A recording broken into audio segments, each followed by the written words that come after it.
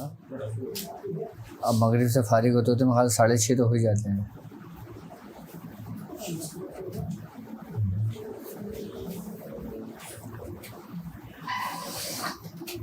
اچھا آج ہم سوال و جوابات کا وہ رکھتے ہیں سیشن, ٹھیک ہے نا. آپ لوگوں کے جو بھی سوالات ہوں کسی بھی حوالے سے, روحانی مسائل کے حوالے سے, اس معاملات کے حوالے سے جو سفر چل رہا ہے, جہاں پریشانی آ رہی ہو, جہاں مشکل درپیش ہو رہا ہو, تو آپ وہ سوال بے فکر ہو کے کر سکتے ہیں کسی بھی حوالے سے. کیوں؟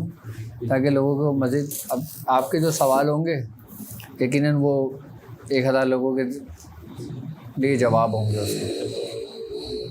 ایک بہت اچھا سوال تھا جس میں ابھی لوگوں نے مجھے بہت مس گائڈ کیا. اس کے بارے میں تھا کہ میں بخورات لینے گیا بازار میں, تو 2-3 جو مصنوعات تھے کہ مشکر الجا اور وجہ اور یہ, تو باقاعدہ لٹرلی انہوں نے کہہ دیا کہ بھائی یہ بخورات اپنا وجود ہی نہیں رکھتے. پنساریوں نے کہہ دیا. صدر میں گیا, صدر میں 3 بڑی بڑی دکانوں نے کہہ دیا کہ یہ وجود نہیں, جنہوں نے لکھا انہیں کے پاس جا کے پوچھو, ایسا بول دیا مجھے. اچھا, تو اس وجہ سے لوگ جو ہے نا, اصل میں بتاؤں نا بات, ہوتا یہ ہے کہ بخورات تو جو میں نے نام بتائے ہیں وہ بالکل ہی ایزیلی آرام سے مل جاتے ہیں ہر جگہ. جیسے لوبان ہو گیا. اب لوبان کی کئی اقسام ہیں, ٹھیک ہے. اب کوئی اگر سادہ لوبان لے لیتا ہے تو اس کا یہ تھوڑی کہ وہ اوریجنل ہی ڈھونڈے, وہ اس لوبان سے بھی اپنے بخور میں استعمال کر سکتا ہے.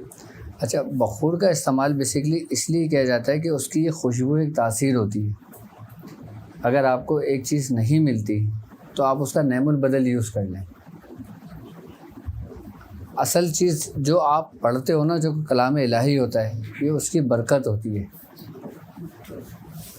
آئی بس سمجھ میں. اب جیسے رال سفید ہے, زال مکشر لوگ کہہ رہے ہیں کہ وجود ہی نہیں رکھتے, جبکہ اس کو کہتے ہیں رال سفید ہے. وہ اب بتائیں, یہ کہہ رہے ہیں وجود ہی نہیں رکھتا.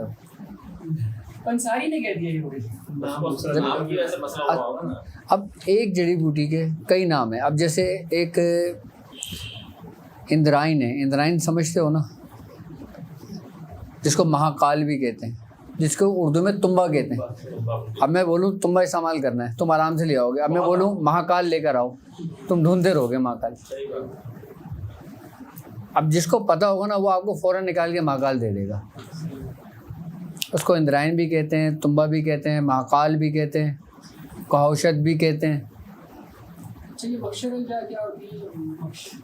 مکشر کہتے ہیں چھلے ہوئے کو. الجا تخم ہے, خوشبودار تخم ہے, اور یہ سیاہ کلر کے بیج ہوتے ہیں. یہ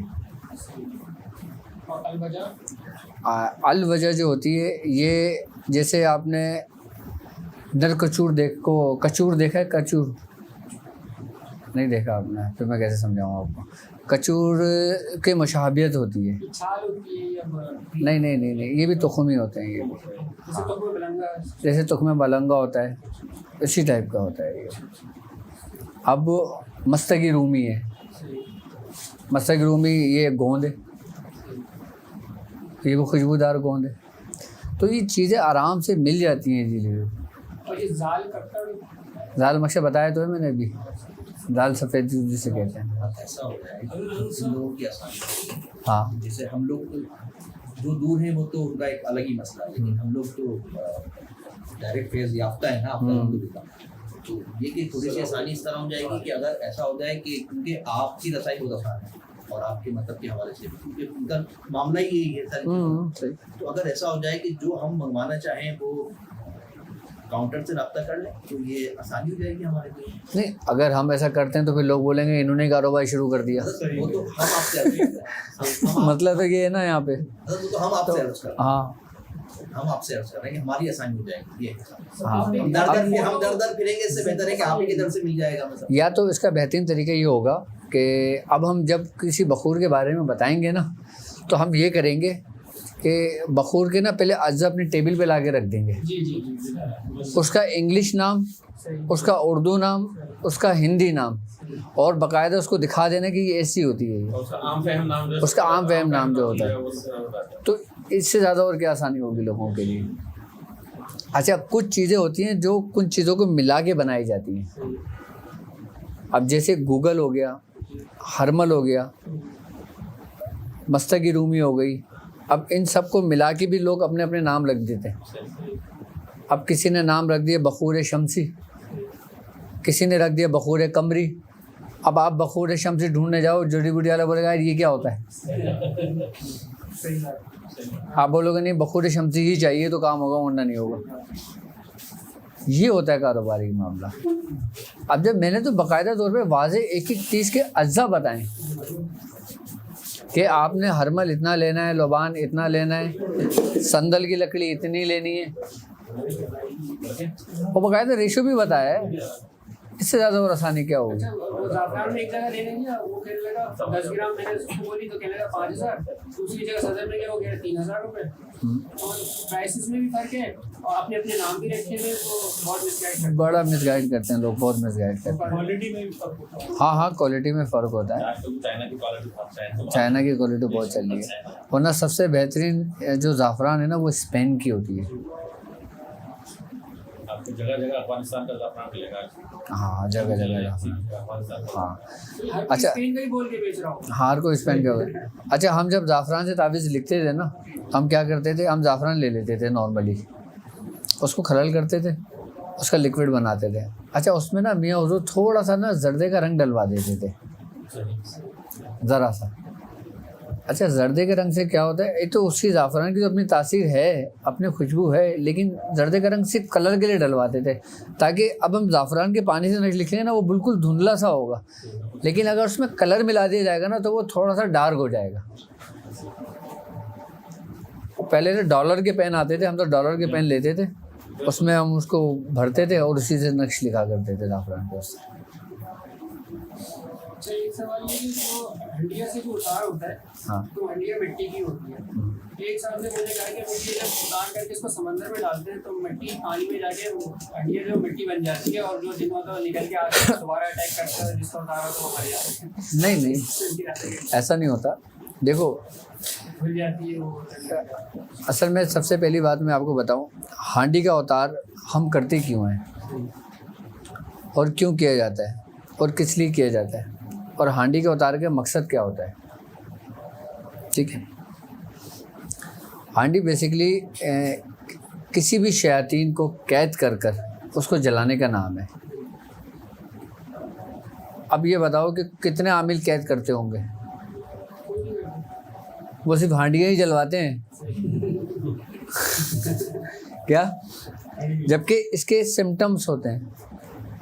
اگر میں آپ سے یہ کام کرواؤں نا تو آپ بھی آسانی کے ساتھ کر لو گے. اس کی جو علامتیں ہوں گی نا اس سے آپ کو ابتدائی دور میں فیل ہوگا کہ ہاں میں نے کوئی کام کیا ہے, لیکن آپ کو ابتدائی دور میں یہ چیز آپ پہ واضح نہیں ہوں گی. لیکن جو آپ کا وقت اس رستے پہ گزرتا جائے گا نا یہ چیز آپ پہ ظاہر ہونے شروع ہو جائیں گی. اب ایک شخص کے اوپر کوئی سوار ہوا ہے, اب اس کا آپ نے کام کرنا ہے. اب اس کا نارمل سامان, چلو ہانڈی والے کی بھی بات کرو, ہانڈی کا طریقہ سمجھا دیتا ہوں سورہ قریش سے نا. ایک مٹی کی ہانڈی لے لو آپ, ٹھیک ہے, اور اس میں کالا ماش استعمال ہوتا ہے. کالے ماش کی دال ہوتی ہے ثابت, ایک ماش ہوتا ہے ٹوٹا ہوا اور ایک ہوتا ہے ثابت. اس میں ثابت ماش استعمال ہوتا ہے. لال کپڑا ہوتا ہے, ٹھیک ہے, اور تیل ہوتا ہے سرسوں کا, یا کوئی سا بھی پکوان تیل لے لو یا کوئی سا بھی تیل لے لو آپ, ٹھیک ہے, اور کافور استعمال ہوتا ہے اس میں, ٹھیک ہے. اچھا اب کرنا یہ ہوتا ہے کہ اس کے دو طریقہ کار ہوتے ہیں. ایک طریقہ کار تو یہ ہوتا ہے کہ جب مریض حاضر ہو تو کام کیا جائے, یا ایک مریض غائب ہو تو اس کا کام کیا جائے. اب آپ حیدرآباد میں رہتے ہیں, اب آپ کا مجھے کام کرنا ہے, اس کا طریقہ کار الگ ہوگا. اب یہ اس وقت یہاں موجود ہیں, ان کا بالکل سمپل طریقہ کار ہوگا. اب سمپل طریقہ کار پہلے سمجھنا ہے. آپ نے کرنا یہ ہے کہ پہلے ہانڈی کے اندر جو نا نقش لکھ لینا ہے. کون سے؟ سرخ جنات والے, جو ابھی لاسٹ سبق چل رہا ہے نا ہمارا, وہ آپ نے نقش لکھ لینا اس میں, ٹھیک ہے. نقش لکھنے کے بعد آپ نے سورہ قریش 70 مرتبہ پڑھ کے اس پہ دم کر دیں. کس پہ؟ ماش پہ, ہانڈی پہ, کپڑے پہ, تیل پر اور کافور پر, ٹھیک ہے. اب آپ نے وہی تعویذ لکھ کر مریض کو دے دینا ہے. اچھا یہ کام آپ نے آج رات کو خود اپنے پاس کرنا ہے اور مریض کو تعویذ لکھ کر دے دینا ہے اور اس سے کہنا ہے کہ رات کو اپنے الٹے پیر کی پنڈلی پہ باندھ کے سو جائے یا الٹے ہاتھ پہ باندھ کے سو جائے، اور جب صبح سو کر اٹھے کھول کے تو اس کو مجھے واپس لا کے دے، ٹھیک ہے؟ اب جب مریض دوسرے دن آپ کے پاس واپس آئے گا وہ تعویذ لے کر، آپ نے کرنا یہ ہوگا کہ اس کو بٹھانا ہوگا، اس کے اوپر پڑھ کے دم کرنا ہوگا سورہ قریشی. سورہ قریش سے سمجھا رہا ہوں ابھی کیونکہ سورہ قریش سے ہی لوگ چل رہے ہیں لیکن. اچھا یہ طریقہ کار تو بیس ہے، اس کو سورہ مزمل سے بھی کر سکتے ہو، چہل کاف سے بھی کر سکتے ہو، ناد علی سے بھی کر سکتے ہیں، سورہ قریش سے بھی کر سکتے ہیں، لیکن مختلف صورتوں میں اگر ہم کریں گے تو اس کی تعداد چینج ہو جائے گی.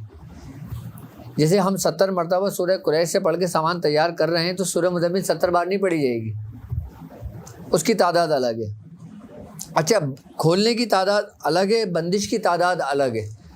اگر ہم کسی کی بندش لگائیں گے تو الگ تعداد سے پڑھیں گے اور کسی کی بندش کھولیں گے تو الگ تعداد سے پڑھیں گے، ٹھیک ہے؟ تو سورہ قریش سے ابھی ہم جب اس کا اتار کریں گے تو مریض کو آپ نے وہ سارا سامان دے دینا ہے، ٹھیک ہے؟ اس کے بعد مریض نے سامان لے جانا ہے، لال کپڑا بچھا کے مریض اس کے اوپر بیٹھ جائے، ٹھیک ہے؟ اس نے اپنے اوپر سے سارا سامان اتارنا ہے، ٹھیک ہے؟ اور ماش جو ثابت دم کر کے دیا آپ نے، مریض اپنے اوپر سے 21 مرتبہ اتارے اور 1 مرتبہ اپنے پورے جسم سے مل دے. اچھا جو ماش کے دانے گرتے جائیں گے نا، اچھا کمرے میں ایک پوری چادر بچھا لیں تاکہ ماش کے دانے اگر کمرے میں بھی گرتے ہیں نا تو وہ چادر پہ ہی رہیں. آخر میں سارا سمیٹنے کے بعد آپ نے ہانڈی میں ڈال دینا ہے. ماش آپ نے ہانڈی میں ڈال دیا، ٹھیک ہے؟ تیل کھول کے آپ نے ہانڈی میں ڈال دیا. اچھا جو تعویذ مریض باندھ کے سویا تھا نا وہ تعویذ آپ نے اس میں ڈال دیا ہانڈی کے اندر. مریض کے بال کاٹ کے آپ نے ہانڈی میں ڈال دیے، ناخن کاٹ کے ہانڈی میں ڈال دیے. اچھا اس کے ساتھ ساتھ اگر آپ اس کے گھر کا بھی کام کر رہے ہو، جس گھر میں وہ رہتا ہے وہ جو جگہ متاثر ہے وہ گھر متاثر ہے، تو آپ نے گھر کی مٹی منگوا لینی ہے، آپ نے وہ مٹی بھی اسی ہانڈی میں ڈال دینی ہے.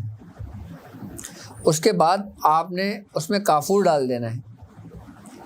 اس کے بعد آپ نے اس کو ڈھکن بند کرنا ہے، ٹھیک ہے؟ اچھا ڈھکن کے اوپر بھی جیسے یہ ڈھکن ہے، اچھا ڈھکن کے اوپر بھی یہاں پہ آپ نے چاروں فرشتوں کے نام لکھ دینا ہے، جبرائیل، میکائیل، اسرافیل اور اسرائیل. یہ چاروں نام لکھ دینا ہے آپ نے اور اس کو ہانڈی کے اوپر ایسے ڈھک دینا ہے. اس کے بعد آپ نے آٹا گوندنا ہے. اچھا آٹا اگر پکا کام کرنا ہے نا آپ نے، جو آپ بولو کہ نکل کے بھاگ جائے گا تو پھر دوبارہ تنگ کرے گا، وہ نہیں نکلے گا. پھر وہ آپ نے کرنا یہ کہ آٹا تعویذ لینا جو 45 کا نقش ہے، نہیں 15 کا جو نقش ہے، اس کو پانی اس کا لینا، اس سے آٹا گوندنا. آٹا گوند کے نا پورا اس کا پیک کر دینا، بند کر دینا. اس کے بعد آپ نے اس کو چولہے پہ جلا دینا، 3 گھنٹے چولہے پہ جلے گا.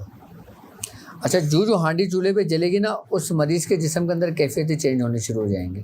سب سے پہلے اس کا جسم ایسا ہو جائے گا جسے بالکل ہلکا ہوتا ہے. اچھا جب آپ کام کر رہے ہوگے نا، اگر اس کو حاضری ہوگی نا تو وہ بہت ہنسے گا بھی، روئے گا بھی، چیخے گا بھی، چلائے گا بھی، ڈرائے گا بھی، خوف بھی طاری کرے گا.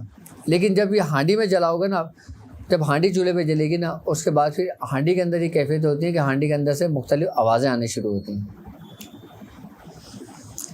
بعض اوقات اس میں سے خون کی چھینٹیں آتی ہیں. اچھا جہاں سے دھواں نکلے وہیں آپ نے آٹا لگا دینا ہے، جہاں سے دھواں نکلے وہاں آٹا لگا دینا ہے.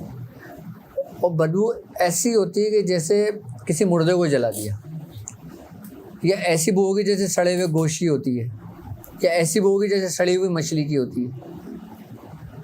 اچھا آپ نے جب 3 گھنٹے گزر جائیں گے نا، اس کو آپ نے ہانڈی کو اتار لینا ہے، اسی کپڑے میں لپیٹنا ہے. کپڑے میں لپیٹنے کے بعد آپ نے اس کے 3 طریقے کار ہیں. کیا؟ اگر آپ نے شیاطین جنات کا کام کیا ہے، گندی ارواح کا کام کیا ہے، تو آپ اس کو سمندر میں پھینک دیں. اگر آپ نے جادو کا اتار کیا ہے، اس کے ذریعے کسی دیو کا اتار کیا ہے، آپ نے نظر بد کا اتار کیا آپ نے، تو آپ اس کو قبرستان میں کہیں ایسی جگہ پہ دبا دیں جا کے، یا کسی ویران جگہ پہ دبا دیں، یا کہیں جھاڑیوں میں لے جا کے زمین کے اندر دبا دیں اس کو. آئی بس میں تو ہم اس کو سمندر میں بھی پھینک سکتے ہیں اور زمین میں بھی دبا سکتے ہیں کسی ویران جگہ پر. یہ اس کا ہو جائے گا. اس کے بعد آپ نے وہی تعویذ اس کو پینے کے لیے دینا ہے، وہی گلے میں ڈالنے کے لیے دینا ہے. 1 ہفتے کے اندر مریض بالکل ٹھیک ہو جائے گا، صحت یاب. یہ اس کا ہانڈی کا استعمال کا طریقہ کار ہوتا ہے. پینے کے لیے وہی جو सुरुख जिन्नात वाला देते हैं या 15 का नक्श देते हैं. अभी जो हम ज़कात अदा कर रहे हैं ना, इसकी तासीर और इसके बारे में हमें पता चलेगा 1 साल के बाद जाके, 6 महीने के बाद जाके, जब जो वक्त गुजरता जाएगा. क्योंकि जिस चीज़ पे आप रियाजत करते हो ना, वो रायगा नहीं जाती, वो ज़ाया नहीं जाती, वो वक्त ज़ाया नहीं जाता, वो काम आता है. फिर ऐसा होता है कि आप अगर कहीं बैठे हो और अगर किसी के पास कोई मामला हो गया ना, तो आपने कलम और पेन उठा के लिखा और आपने फलीदा बना के जलाया, वहीं जल गया.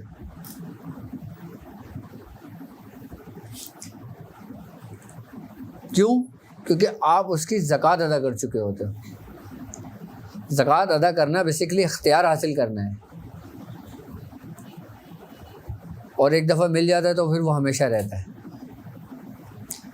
और जिसके नक्श जारी हो जाते हैं ना, अगर वो बर्दाश्त कर सकता है, कर लेता है, तो फिर वो और आगे तक जाता है. और अगर वो फिर दूसरे मामला में फंस जाता है तो फिर वो दूसरी सिम निकल जाता है, यानी कि दुनियावी मकासद की तरफ निकल जाता है. फिर वो नक्श के हवाले से एक सवाल है, काफ़ी अरसे से मतलब ये कि जहन में था कि जो हम मवक्कल नक्श लिख रहे हैं और सुरुख जिन्नात वाला नक्श लिख रहे हैं, इसमें तो हम बाकायदा नाम लिख रहे हैं मवक्कल. अब हम इनको जब जलाते तो मवक्कलों को तकलीफ नहीं होती? नहीं, ये बेसिकली कहरी काम कहलाते हैं, ये जबरी काम कहलाते हैं. आपने किसी चीज़ पर कमांड हासिल की होती है, आप हुक्म दे के वो काम ले रहे होते हैं. हर नाम की एक तासीर होती है ना, ये उस नाम की तासीर से काम लिया जाता है. तो मवक्कलों को तकलीफ नहीं होती? नहीं, इनको तो सवाल ही नहीं पैदा होता इनको तकलीफ पहुँचे. इनको हरगिज़ तकलीफ नहीं पहुँचती इससे. बल्कि जब एक चीज़ को आप मुस्तकिल याद कर रहे होते हो, एक तकरार कर रहे होते हो, तो वो आपके माविन और मददगार होंगे या आपको तकलीफ पहुँचाएंगे? तो बिल्कुल माविन और मददगार होंगे. हाँ, लेकिन वो हम उनके नामों को अगर हम जलाएंगे तो ये जलाली तरीक़ेकार और किसे कहते हो? आतिशी तरीका किसे कहते हो? फिर मतलब उनके नाम जलेंगे तो वो हमारा काम करेंगे, इसलिए मतलब नहीं नहीं नहीं नहीं, ये जलेंगे तो काम नहीं करेंगे, ये मकसद नहीं है इसका. इसका मकसद ये होता है कि आपने जिस चीज़ पर रियाजत की हुई होती है ना, अब अगर आपने किसी चीज़ को जलाना है तो आप किससे, मट्टी से जलाओगे उसको, आग से आग ही करेगी ना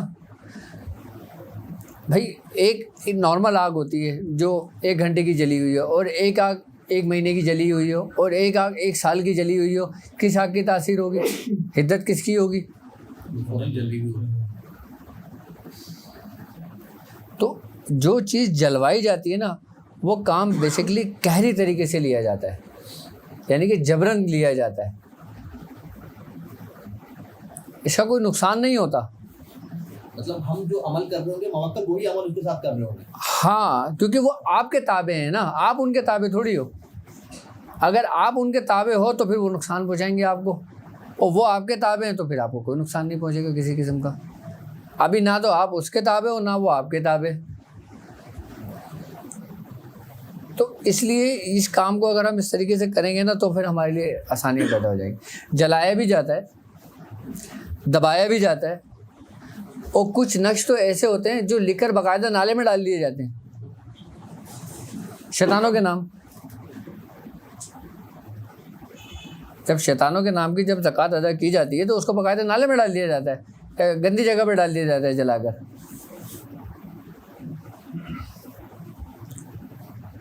क्यों? उसकी वजह बेसिकली ये होती है कि जितने भी आपको शयातीन या जितने भी आपको गंदी अरवाहें या गंदी बदरूहें जो मिलेंगी ना, वो आपको गंदी ही जगह पे मिलेंगी.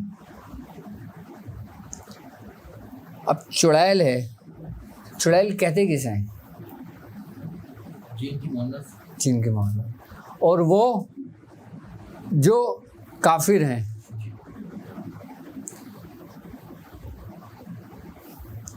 जो काफिर. अब मुसलमान जिन्नात भी है, उनके जिन्नाओं को भी क्या चुड़ैल कहोगे ना? नहीं, वो जिन्नी कहेंगे. अच्छा, इन्हीं की एक किस्म परी है. परियों का भी कौन से है? हाँ हाँ, वजूद है इनका भाई. जी हाँ, اصل میں اجناؤں میں جو مؤنث ہوتے ہیں نا، جو انتہائی خوبصورت، اس کی ایک خاص قسم ہے. جس طریقے سے ہمارے یہاں ذات پات ہوتی ہے کہ کوئی بیگ ہے، کوئی مغل ہے، کوئی کچھ ہے، کوئی کچھ ہے، کوئی سادات گھرانے سے ہے. اچھا، اسی طریقے سے جناتوں کے اندر بھی مختلف قبائل ہیں اور ان کی مختلف نسلیں ہیں، ان کے باقاعدہ طور پہ نام ہیں.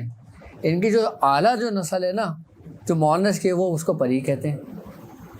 اچھا، ان کا مقام بھی ہے باقاعدہ.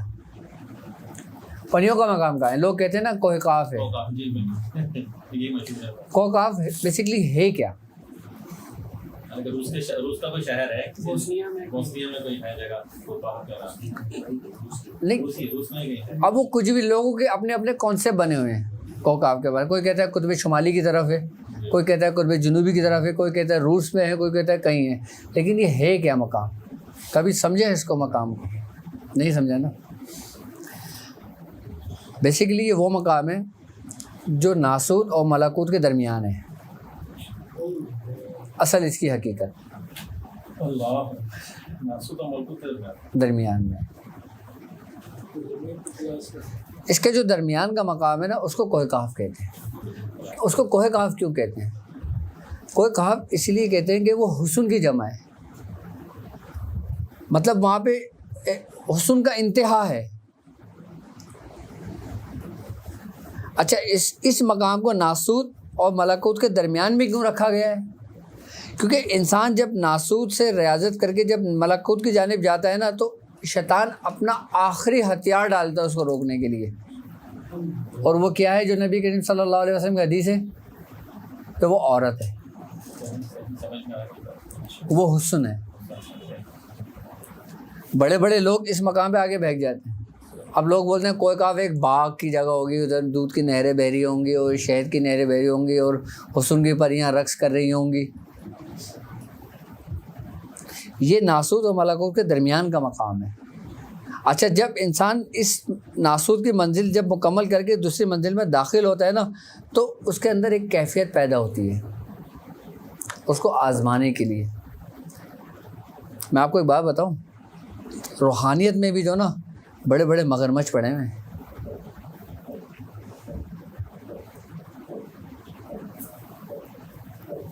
روحانیت میں بھی جی، اس میں بھی پتہ ہے کیا ہوتا ہے کہ چلو یہ دو جان چھڑاؤ. اب وہ کہتا ہے نہیں مجھے یہ نہیں چاہیے. وہ کہتا ہے اچھا چلو ایک قدم اور آ جاؤ. اچھا اب یہ لے لو، جان چھڑاؤ. اس میں بھی اب میں پہلے ہی میں یہ بات مکمل کر دوں، پھر میں اپنی وہ بات پوری کروں گا جو میں نے مگرمچھ والی بات کہی ہے. کیوں کہی ہے؟ کیونکہ سلاسلوں کے اندر باقاعدہ طور پہ ایک معاملہ ہوا تھا، ہماری سلاسل میں ہوا تھا، مداری خاندان میں. تو اس کے اوپر میں حضور نے فرمایا تھا کہ مختلف خانوادوں میں بڑے بڑے مگرمچھ بیٹھے ہوئے ہیں. مافیا نہیں کہیں گے اس کو. ہاں، اچھا، مگرمچھ پتہ ہے کیوں کہتے ہیں؟ مگرمچھ اس لیے کہتے ہیں کہ مگرمچھ انڈے خشکی میں دیتا ہے، ٹھیک ہے، اور خود تالاب میں جاتا ہے اور اپنی آنکھوں سے اپنے بچوں کی نکالتا ہے اور اس کی حفاظت کرتا ہے. ہمارے شیخوں کا کام بھی یہی ہے، اس لیے کہتے ہیں کہ بڑے بڑے مگرمچھ بیٹھے ہیں روحانیت میں.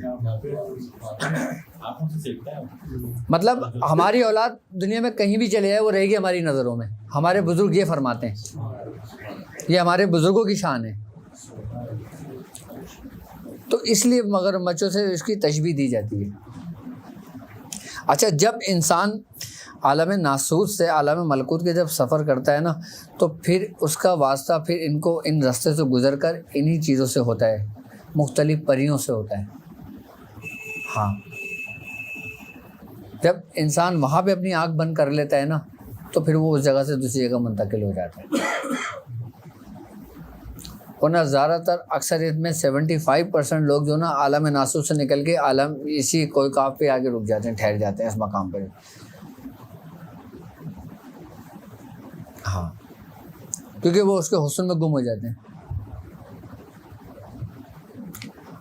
اچھا، جس چیز میں آپ کو لذت آنے لگے، پھر وہی چیز آپ کے لیے نقصان دہ ثابت ہو جاتی ہے. سالک کے لیے. انسان پہ جب ایک وقت ایسا آتا ہے کہ جب اس کو ذکر میں بھی اتنی لذت آنے لگتی ہے تو اس کو ٹھہرا دیا جاتا ہے, پھر اس کو دوسرا ذکر طالب کر دیا جاتا ہے. دیکھیں نبی کریم صلی اللہ علیہ وسلم کو فرمانا ہے, آپ نے فرمایا تم مجھے 2 چیزوں کی ضمانت دے دو, میں تمہیں جنت کی ضمانت دے دیتا ہوں. تو صحابہ نے کہا یا رسول اللہ کیا؟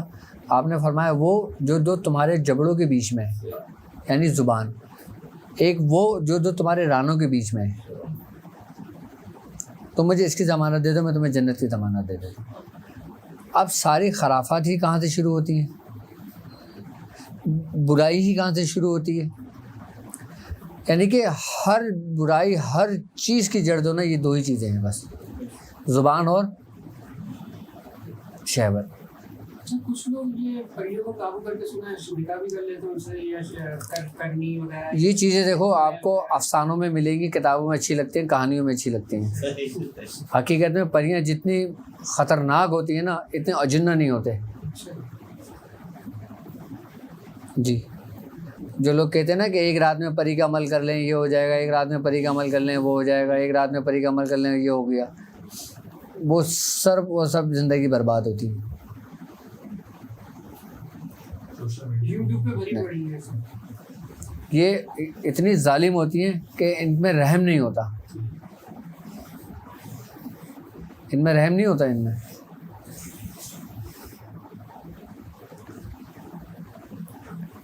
اجنہ تو ایک وقت میں لچک کھا جاتے ہیں, یہ نہیں کھاتے لچک. یہ وہ ہیں کہ جنہوں نے دیووں کے ناک میں نکیلیں ڈالی ہوئی ہیں.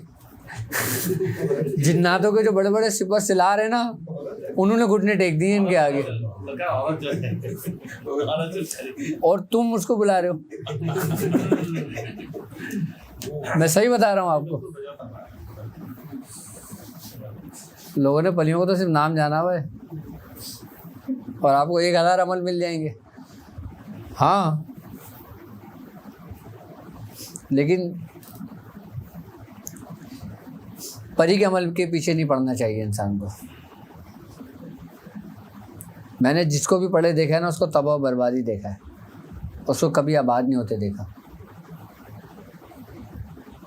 اچھا, پریاں خود بھی عاشق ہو جاتی ہیں. ہاں, ایک تو ہوتا ہے نا کہ آپ کسی کی دعوت دے رہے ہو, یا آپ کسی کو بلا رہے ہو, یا آپ کسی کو حاضر کر رہے ہو, یا آپ کسی کو تابع کر رہے ہو. میں بتاؤں نا, ہماری والدہ تھی, یہ بات ہے سن 1900 شاید 81 کی بات تھی یا 82 کی بات. ان کا نام شیریں تھا, ہماری والدہ تھی. تو ان کے اوپر جنات عاشق تھے, ان کے اوپر جنات اور پریاں عاشق تھیں. باقاعدہ پریاں باقاعدہ آیا کرتی تھیں ان کے پاس, ان سے باتیں کیا کرتی تھیں. ان کا جب علاج پاپا نے کیا تھا نا, تب پاپا نے بتایا تھا ان کے بارے میں.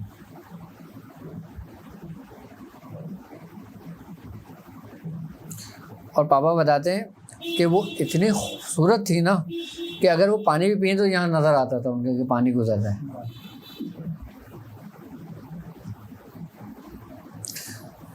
جب پاپا نے ان کا علاج کیا تھا, پاپا بتاتے ہیں مجھے 3 دن 3 راتیں لگی تھی ایک نشست میں بیٹھ کر.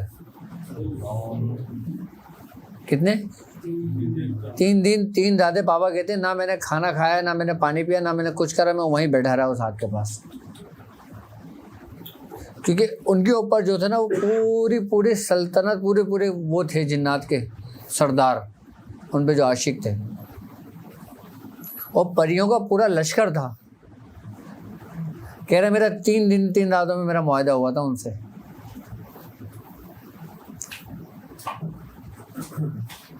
اس کے بعد جب یہ معاملہ کلیئر ہوئے تھے نا, اس کے بعد پھر وہی ہماری والدہ 131 مرتبہ سورہ یاسین روز پڑھتی تھی.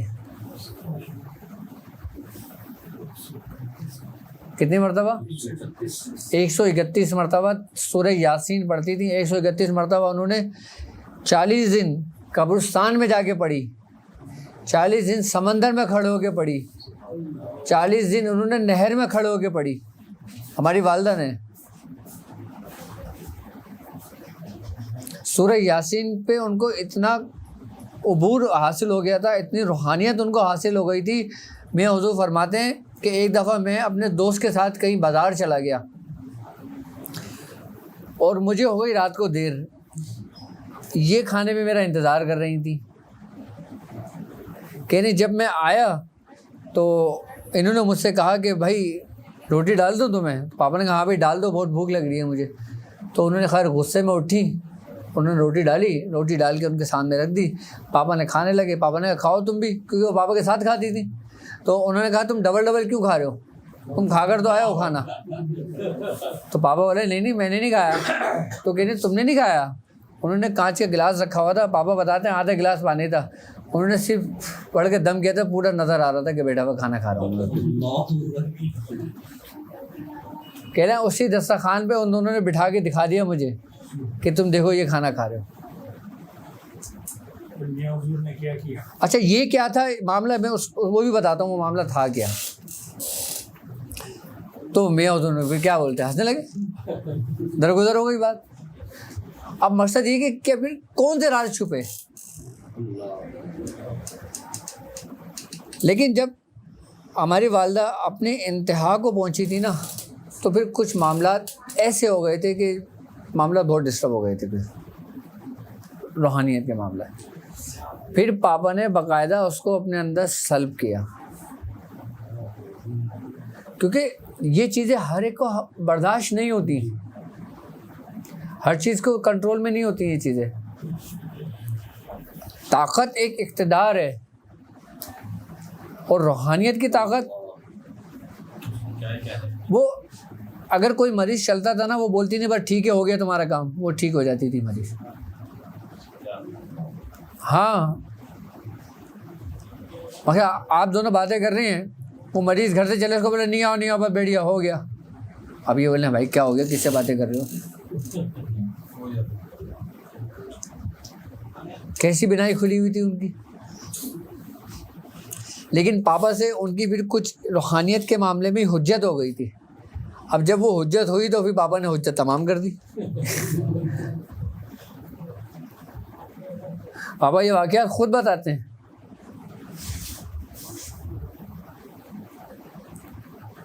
تو سورہ یاسین کتنی پڑھی ہوگی انہوں نے. یہاں اگر کسی مرد کو بول دو کہ قبرستان میں جا کے سورہ قریش پڑھ لے, وہ 10 دفعہ سوچتا ہے. ان سے اولاد نہیں تھی کوئی. ہاں ان سے اولاد نہیں ہوئی تھی. اچھا برداشت کے حوالے سے آپ نے جو بات کی, ہاں صحیح, آپ نے کہا کہ کسی سے نقش پیاری ہو جائے, جتنا وہ برداشت کر سکتا ہے تو اتنا. تو ایک بار میں بہت پریشان تھا, دعائے تنجینہ میں نے بہت زیادہ پڑھ لی تھی. مجھے ایسا لگنے لگا کہ کوئی چیز قریب آگے کھڑی ہو گئی اور میرا خون ابل جائے گا جیسے, اور گھبراہٹ شروع ہو گئی, تپی شروع ہو گئی. تو یہ کیا چیز ہوتی ہے کہ برداشت کتنی. اصل میں یہی چیز ہوتی ہے نا جو اجازت لی جاتی ہے. اجازت کسے کہتے ہیں, بغیر اجازت کیا اجازت لے کے کرتے نا کبھی بھی کیفیت نہیں ہوتی. کتنے دن ہیں,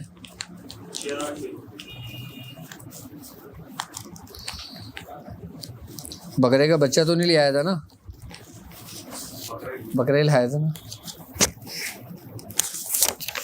یہ لو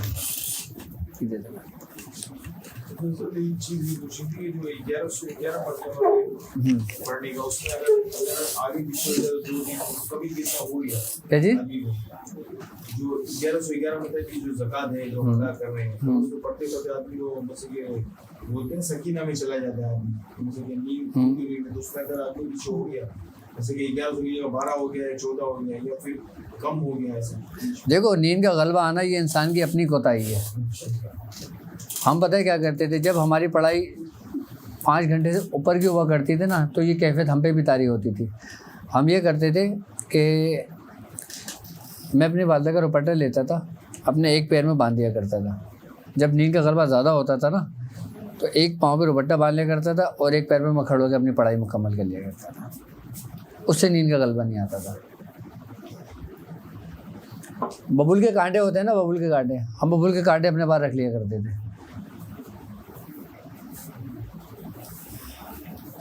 अगर ऐसा हो जाता तो फिर अमल ये फासिद तो नहीं होगा, लेकिन होना नहीं चाहिए ऐसा।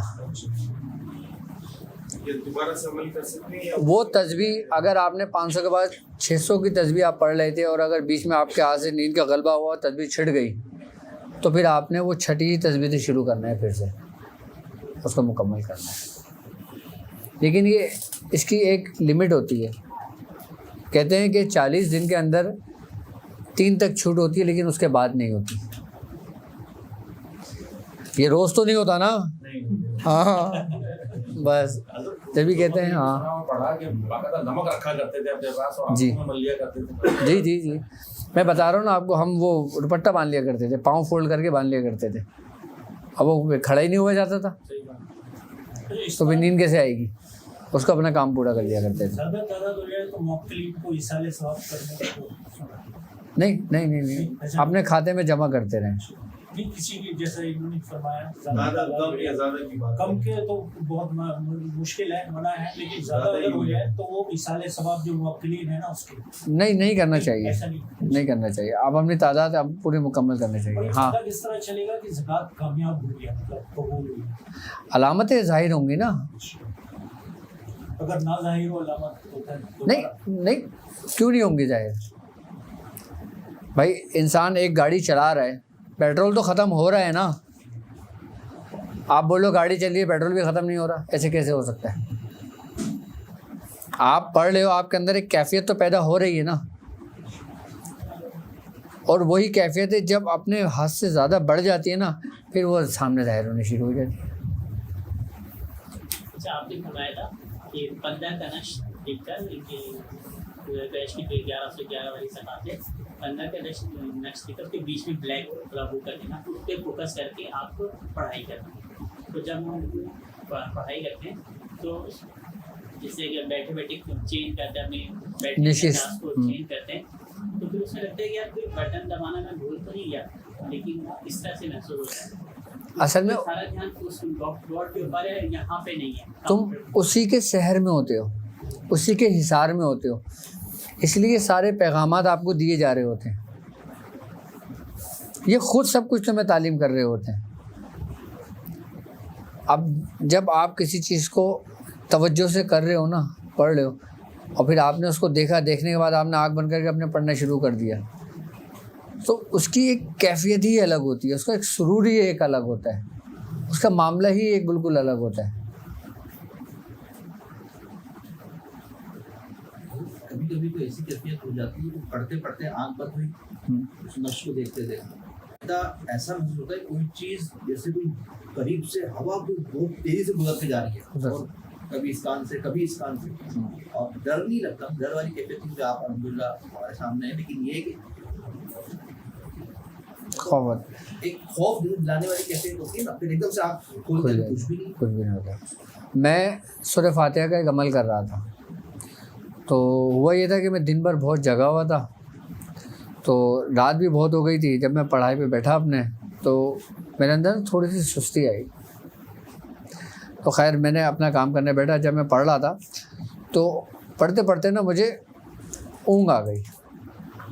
अच्छा, ऊँग आ गई, मैं क्या देखता हूँ कि एक बहुत बड़ा ना फुटबॉल ग्राउंड है, एक बहुत बड़ा फुटबॉल ग्राउंड है, और उस ग्राउंड मतलब जितना हद नज़र निगाह जा रही है ना, ग्राउंड ही ग्राउंड है पूरा, और वहाँ बहुत सारे लोग हैं, जैसे फुटबॉल प्लेयर होते हैं ना, ऐसे लोग हैं। अच्छा, सब इधर उधर भाग रहे हैं। अच्छा, मैंने फिर अपने पास देखा ना, मेरे पैर के नीचे एक बॉल थी, और बॉल ऐसी थी कि जैसे बिल्कुल एक चांदी और एक रोशनी टाइप की सफ़ेद। तो मैं उस बॉल को जो ना मैं लिए जैसे फुटबॉल खेलते हैं, मैं इस तरीके के लिए गुजर रहा हूँ, और लोग मुझसे वो लेने की कोशिश कर रहे हैं, तो तकरीबन मुझसे कोई भी नहीं ले पाया। मैंने ग्राउंड का चक्कर लगा लिया। आखिर में जब मैं बहुत वहाँ तक आया ना, तो एकदम देखा मेरे सामने एक पैर आया, उसने ठक करके फुटबॉल को रोक लिया। जब मैंने नज़र उठा के देखी तो पापा का पैर था। कह रहे हैं बस इसको ख़त्म करो।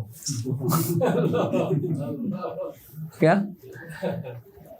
बस इसको ख़त्म करो? एकदम मेरी आँख खुल गई। मैंने कहा ये क्या हो गया? अब मैं इस परेशान में कि मेरी तादाद पूरी हुई या नहीं हुई।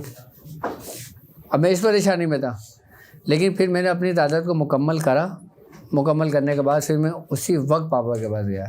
پھر میں نے ان کو اپنی کیفیت بتائی کہ ہاں ٹھیک ہے وہ کام ہو گیا تمہارا.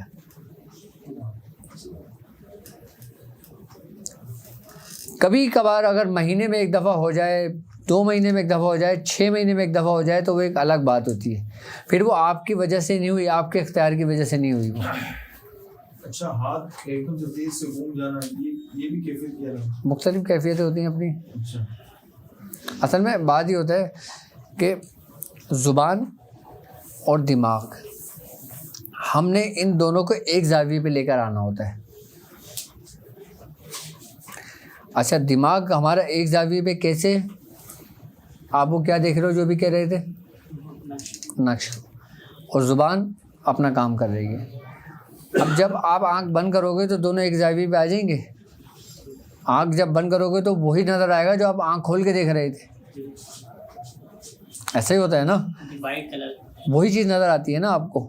اور پھر جب زبان پہ آپ پڑھ رہے ہوتے ہو تو وہ آپ کی پڑھائی اسی اس پہ ہوتی ہے. پھر آپ کا اختیار نہ آپ کے ہاتھوں پہ ہوتا ہے, نہ تصویر پہ ہوتا ہے, نہ کسی اور چیز پہ ہوتا ہے. پھر آپ اسی میں آپ پڑھ رہے ہوتے ہیں.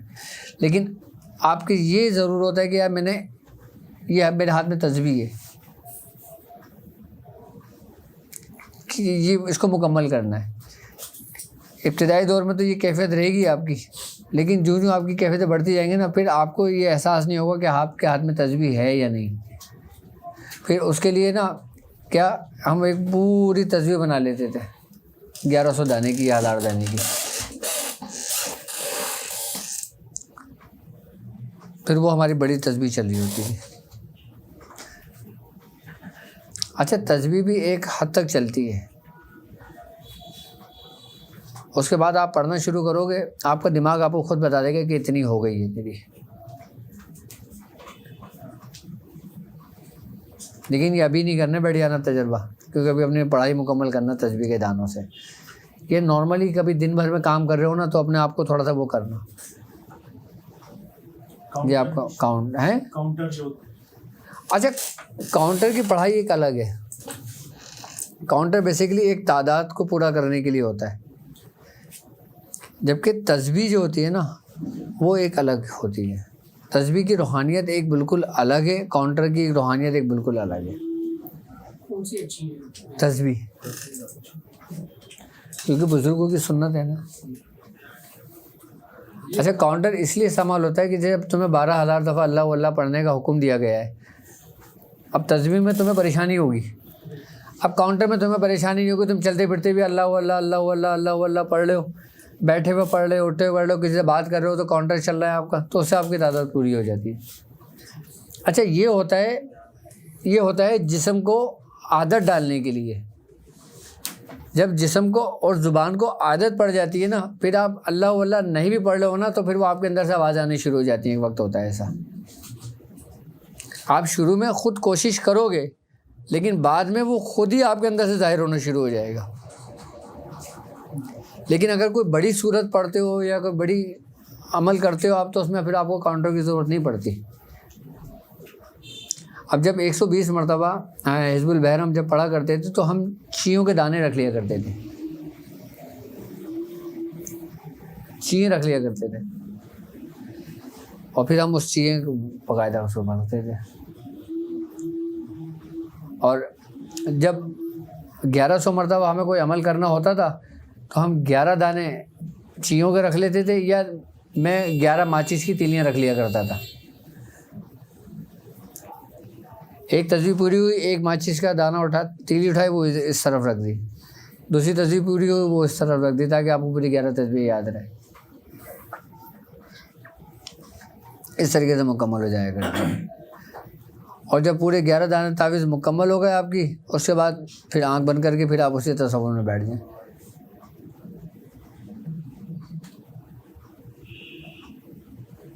تو یہ بات ہے. کون سی؟ ہاں, مگرمچھ والی بات. تو ہمارے بزرگ فرماتے ہیں کہ پیر جو ہوتا ہے نا وہ 3 قسم کے ہوتے ہیں.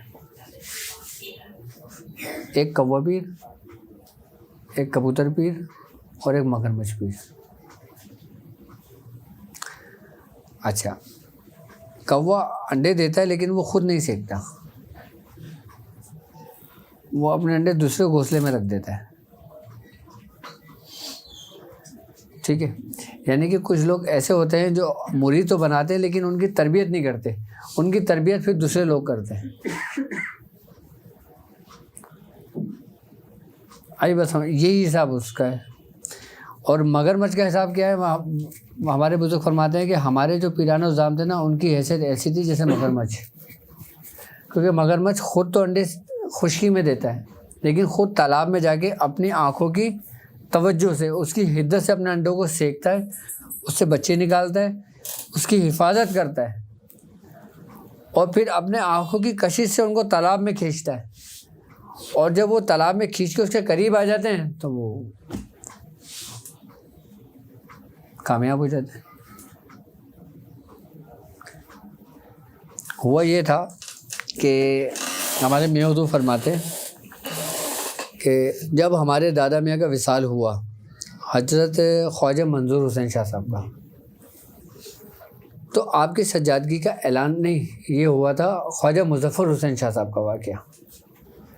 جب خواجہ مظفر حسین شاہ صاحب کا واقعہ ہوا تھا تو آپ نے سجادگی کا اعلان نہیں کیا تھا, آپ کا وصال ہو گیا تھا. اچھا, خواجہ منظور حسین شاہ صاحب تھے نا, وہ انہی کے خلیفہ تھے.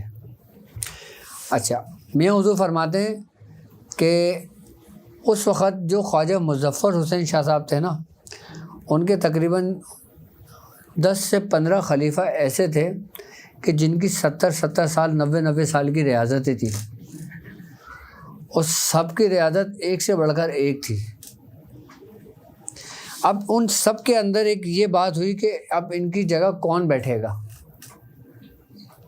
اب وہاں یہ نہیں تھا کہ یار یہ سینئر ہے تو یہ بیٹھے گا, یہ ہم سے عمر میں بڑا ہے تو یہ بیٹھے گا. خواجہ منظور حسین شاہ صاحب عمر میں سب سے چھوٹے تھے, آپ جوان تھے. تو ہوا یہ کہ اب سارے اپنے اپنے کمال کو پہنچے ہوئے. اب جو بندہ اپنے کمال کو پہنچا وہ خود تو نہیں کہہ سکتا کہ میں بیٹھوں ان کی جگہ پہ, اور کسی کی ضرورت نہیں تھی, کسی کی ہمت نہیں تھی. تو میاں حضور فرماتے ہیں جو ہمارے اسماعیل شاہ تھے, جن کو پیر فضل الرحمان گنج مراد آبادی یہ ان کے خلیفہ تھے, ان سے ان کو خلافت و اجازت تھی. آپ خواجہ مظفر حسین شاہ صاحب کے دونوں ہم عصر تھے. تو آپ نے فرمایا کہ اس کا اعلان جو نا خواجہ مظفر حسین شاہ صاحب کا تاج کرے گا. تو لوگوں نے کہا آپ کا تاج کیسے کرے گا, آپ تو پردہ فرما گئے. آپ نے فرمایا اچھا, ان کا احاطہ تھا.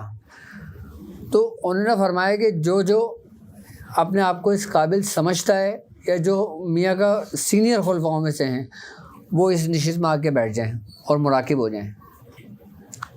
تو تقریباً 40-50 لوگوں کا ایک حلقہ بن گیا تھا, سب آن کے بیٹھ گئے تھے بیچ میں, سب مراقبے ہو کے بیٹھ گئے تھے سب. اور آپ نے حکم دیا کہ سارے اپنے اپنے مراقب چلے جائیں, اور بیچ میں وہ تاج لا کے رکھ دیا تھا. پیر عرفان علی شاہ صاحب بتاتے ہیں, جو خواجہ منظور حسین شاہ صاحب کے بچپن کے ساتھی بھی تھے اور انتہائی وقت تک ساتھ رہے. خواجہ منظور حسین شاہ صاحب کا پہلے وصال ہوا تھا, عرفان علی شاہ صاحب کا بہت بعد ہوا تھا. پیر عرفان علی شاہ صاحب نے یہ واقعہ ہمارے میاں حضور کو سنایا تھا. تو میاں حضور فرماتے ہیں کہ وہ تاج بیچ میں لا کے رکھ دیا گیا, اور جب سب مراقبے میں چلے گئے, کچھ وقت گزرا تو تاج جو تھا نا وہ ہوا میں معلق ہو گیا, اور ہوا میں معلق ہونے کے بعد وہ سب کے سروں سے چھوٹا ہوا گزرا, اور سب کے سروں پہ چھوٹا ہوا گزرنے کے بعد پھر وہ خواجہ منظور حسین شاہ صاحب کے سر پہ آ کے ٹک گیا تھا. تو آپ کے سر پہ وہ تاج رکھ دیا گیا تھا. اس کے بعد جب آپ کے سر پہ تاج رکھا تو سب نے اپنی آنکھیں کھول لی اور سب مبارکباد دینے لگے, اور سب نے پھر آپ کے ہاتھ پہ بیعت تجدید کری. کس کے ہاتھ پہ؟ خواجہ منظور حسین شاہ صاحب کے ہاتھ پہ. اور خواجہ منظور حسین شاہ صاحب کو حضرت سیدنا موسیٰ ہاشمی رحمۃ اللہ علیہ سے بہت فیض تھا, آپ کی توجہ اور آپ کی نظر تھی. آپ اویسی بزرگ گزرے. حضرت سیدنا موسیٰ ہاشمی رحمۃ اللہ علیہ کے بارے میں آپ کا مزار پنڈ موسیٰ میں ہے. آپ کے بارے میں ہے کہ آپ کی تربیت باقاعدہ طور پہ سرکار دو عالم صلی اللہ علیہ وآلہ وسلم نے کی تھی، اس لیے آپ اویسی کہلائے. آپ کی باطنی تربیت آپ نے کی تھی. اور خواجہ منظور حسین شاہ صاحب کو آپ کے ان کو بہت زیادہ فیض تھا. اچھا، جب آپ کو سجادگی ملی، جب آپ مسند پہ آ کے بیٹھے اور سب لوگوں نے آپ سے بیعت تجدید کری، اس وقت سے لے کے آخری وقت تک عرفان علی شاہ صاحب کہتے ہیں کہ میاں نے دعائے بشمک کی اجازت کسی کو نہیں دی تھی، کیونکہ یہ عرصہ تقریباً 40 سال کے عرصے تک کا محیط رہا ہے، 40 سے 50 سال. دعائے بشمک سمجھتے ہیں؟ مداری خاندان میں دعائے بشمک پڑھی جاتی ہے. یہ وہ دعا ہے جو حضرت عیسیٰ علیہ السلام کے اوپر نازل ہوئی تھی، دعائے بشمک. اس کے بعد پھر یہ دعا حضرت شاہ مدار کو تعلیم کی گئی تھی، اور شاہ مدار نے اس کے اوپر جتنی ریاضت اور جتنی محنت کی تھی، اور اس کے بعد اس کا فیض آپ سے جاری ہوا تھا دعائے بشمک کا. اچھا، دعائے بشمک کے بارے میں یہ ہے کہ ان کو زندہ پیر اس لیے کہتے ہیں کہ جب آپ کا آخری وقت آیا نا تو آپ حالت جس میں چلے جایا کرتے تھے. جب آپ مراقبے میں جایا کرتے تھے نا تو آپ کو 3 مہینے 6 مہینے سال گزر جایا کرتا تھا. ایک وقت ایسا ہوا ہے کہ معمول سے زیادہ ہی وقت گزر گیا تھا. آپ وہ بزرگ ہیں کہ جن کی عمر تقریباً 750 یا 850 سال گزری ہے، کتابوں میں لکھا ہوا ہے باقاعدہ. تو آپ کے بارے میں یہ ہے کہ جب آپ کا آخری وقت آیا نا تو جب لوگوں نے کہا کہ حضور کا وصال ہو گیا تو آپ کو غسل دیا. غسل دینے کے بعد جب آپ کو لحد میں لٹالا نا تو آپ نے آنکھیں کھول لی. کیا؟ تو لوگوں نے کہا حضرت زندہ ہے، حضرت حالت میں آ گئے، حضرت حالت سکر میں آ گئے، حالت میں آ گئے. تو آپ نے کہا نہیں، بس اب بند کر دو، وقت ہو گیا. تو اس لیے آپ کو زندہ پیر کہتے ہیں. اور میاں حضور فرماتے ہیں کہ یہ دعائے بشمک ہی کی برکت اور اس کی روحانیت تھی.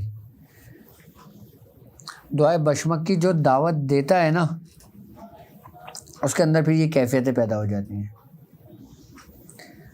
اچھا، دعائے بشمک کی جو دعوت ہے نا وہ 100 سال میں ایک دی جاتی ہے بس، اور ایک شخص دیتا ہے اس کو. اور وہ کون دیتا ہے؟ جو مداری خاندان کا ہوتا ہے، کہ جس کا قلب حضرت بدیع الدین قطب المدار کے قلب پر ہوتا ہے، جس کی ولایت آپ کے اس پر ہوتی ہے، کیونکہ آپ قطب المدار ہیں. آپ میں حضور فرماتے ہیں کہ جب مجھے دعائے بشمک کی اجازت ہوئی تھی، دعائے بشمک کی اجازت ہوئی تھی، تو میں کہتے ہیں جب میں نے دعائے بشمک کا چلہ کرنے بیٹھا اور جب میں اس کے بالکل قریب پہنچا تو میں حضور فرماتے ہیں کہ ایک مشاہدہ ہوا مجھے. وہ مشاہدہ میں حضور فرماتے ہیں یہ ہوا کہ کیا کہتا ہوں میں، پڑھتے پڑھتے مجھے اونگ آ گئی. بے حضور فرماتے ہیں کہ پھر میں دیکھتا ہوں کہ ایک سبز باغ ہے، حد نگاہ وہ باغ ہی باغ ہے، بہت خوبصورت باغ ہے. تو کہنے لگے، میں نے دیکھا کہ 2 شخص میرے پاس آئے، مجھ سے کہنے لگے طارق تمہارا نام ہے؟ تو انہوں نے کہا ہاں میرا نام ہے. کہا تو میں اندر بلا رہے ہیں، چلو. کہہ رہے ہیں انہوں نے اتنا کہا اور میں اندر گیا. جیسے میں نے اندر گیا تو میں دیکھتا ہوں ایک محل ہے، اور محل کے اندر کرسیاں ہی کرسیاں لگی ہوئے تحد نگاہ، تحد نگاہ ایک کرسیاں لگی ہوئے ہیں، اور ایک محل کا دروازہ ہے. میں تو فرماتے ہیں کہ مجھ سے انہوں نے کہا کہ تم اس جگہ پہ بیٹھ جاؤ اپنی کرسی پر. میں حضور فرماتے ہیں کہ جب میں نے کرسی پہ دیکھا تو میرا نام لکھا ہوا تھا.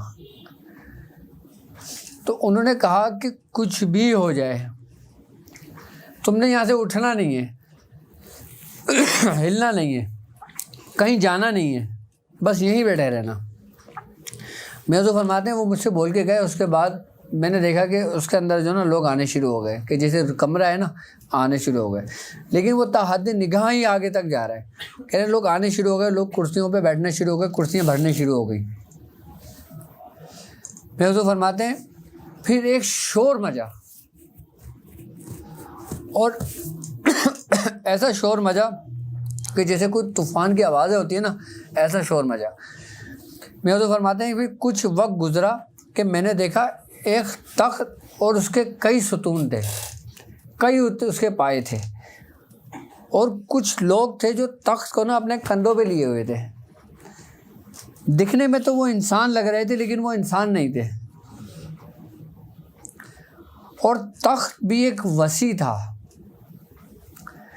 کہنے لگے پھر وہ جو تخت تھا نا جو کندھوں پہ لیے ہوئے تھے, پھر وہ اس کے سامنے آ گئے بالکل, اور انہوں نے جھک کے اس تخت کو ہوا میں محلق کر دیا.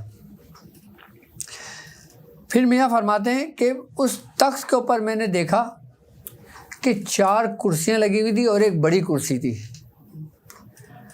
بڑی کرسی بیچ میں تھی, 2 کرسیاں دائیں تھیں اور 2 کرسیاں بائیں تھیں.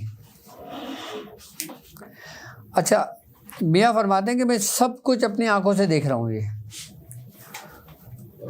اس کے بعد میاں فرماتے ہیں کہ ایک روشنی سی آئی, اور پھر میں نے دیکھا کہ ان کرسیوں پہ جو نا کچھ بزرگ بیٹھے, اور ایک شخص ایک رجسٹر لیا ہوا بڑا, وہ کھڑا ہوتا ہے آ کے ان بزرگ کے سامنے, اور وہ ان بزرگ ایسے بیٹھے ہوتے ہیں کہ میاں فرماتے ہیں کہ میں اس حالت میں بھی میں ان کو نہیں دیکھ پا رہا تھا کہ اتنی روشنی تھی. پھر وہ شخص جس کے ہاتھ میں رجسٹر تھا اس نے سب کے نام لینا شروع کر دیے, پکارنا شروع کر دیے. کہنے لگے جب اس نے میرا نام پکارا تو میرے دل میں یہ خیال آیا کہ یہ اتنے لوگ ہیں, پتہ نہیں کس تاریخ کو بولنا ہے. تو کہنے لگے جب میں نے اتنا کہا نا تو دادا میاں آئے, خواجہ منظور حسین شاہ صاحب کہنے کھڑے ہو تمہیں پکارا جا رہا ہے. تو میاں بتاتے ہیں میں فوراً کھڑا ہوا. تو کہنے لگے اسٹیج پر آؤ. تو وہ اسٹیج پر لے کر گئے. اسٹیج پر جو شخص نام پکار رہا تھا نا اس نے میاں حضور کی طرف دیکھا, اس نے کہا طارق نام تیرا ہے؟ اس نے کہا فیض احمد بیگ تیرے باپ کا نام ہے؟ اس نے کہا. اس نے کہا خواجہ کیا محمود الہاشمی کا ہے تو پاپا کہہ رہے محمود الہاشمی. پاپا کے دل میں یہ خیال آیا محمود الہاشمی کون ہے؟ تو انہوں نے کہا محمود الہاشمی کا کون؟ محمود ہاشمی کا بچہ ہے تو دادا میں نے کہا ہاں یہ محمود ہاشمی کا ہی ہے. تو اس کے بعد انہوں نے کہا تمہیں 25 تھانے دیے جاتے ہیں.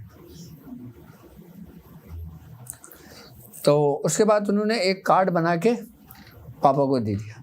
پاپا کہہ رہے ہیں وہ میرے کارڈ میں کارڈ لیا, اور میرے دل میں یہ ہوا کہ جو یہ بزرگ بیٹھے ہوئے ہیں نا کہ میں ان کی 10 بوسی یا قدم بوسی کر لوں.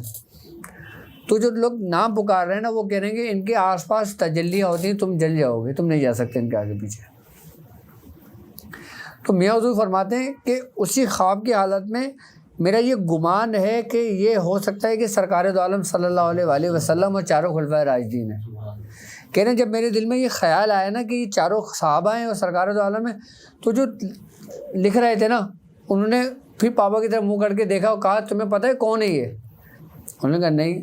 تو آپ نے فرمایا کہ یہ بدیع الدین قطب المدار ہیں اس وقت, اور یہ جو 4 کرسیوں میں بیٹھے ہوئے نا یہ چاروں ان کی سلاسل ہیں. وہ 4 بزرگ تھے. وہ 4 بزرگ کون تھے؟ حضرت جمال الدین جان من جمن جنتی, حضرت سید محمود گرگ سوار, حضرت قاضی قلعہ شہر, اور چوتھے حضرت شیخ محمد ارغون. یہ شاہ مدار کے وہ 4 خلیفہ ہیں کہ جن سے 4 سلاسل چلے, کہ جن سے دیوان گان, عاشقان, خادمان اور طالبان. یہ 4 وہ سلاسل ہیں جو انہی 4 بزرگوں کے اس سے چلے. حضرت سید محمود گرگ سوار، ہمارے میاں صاحب کو ان سے بھی فیض ہے. گرگ سمجھتے ہو کسے کہتے ہیں؟ کہتے ہیں کہ اولیاء کرام میں ان کی حیثیت، ان کی مثال ایسے ہی ہے جیسے بھیڑیے چلانے والے کی ہوتی ہے.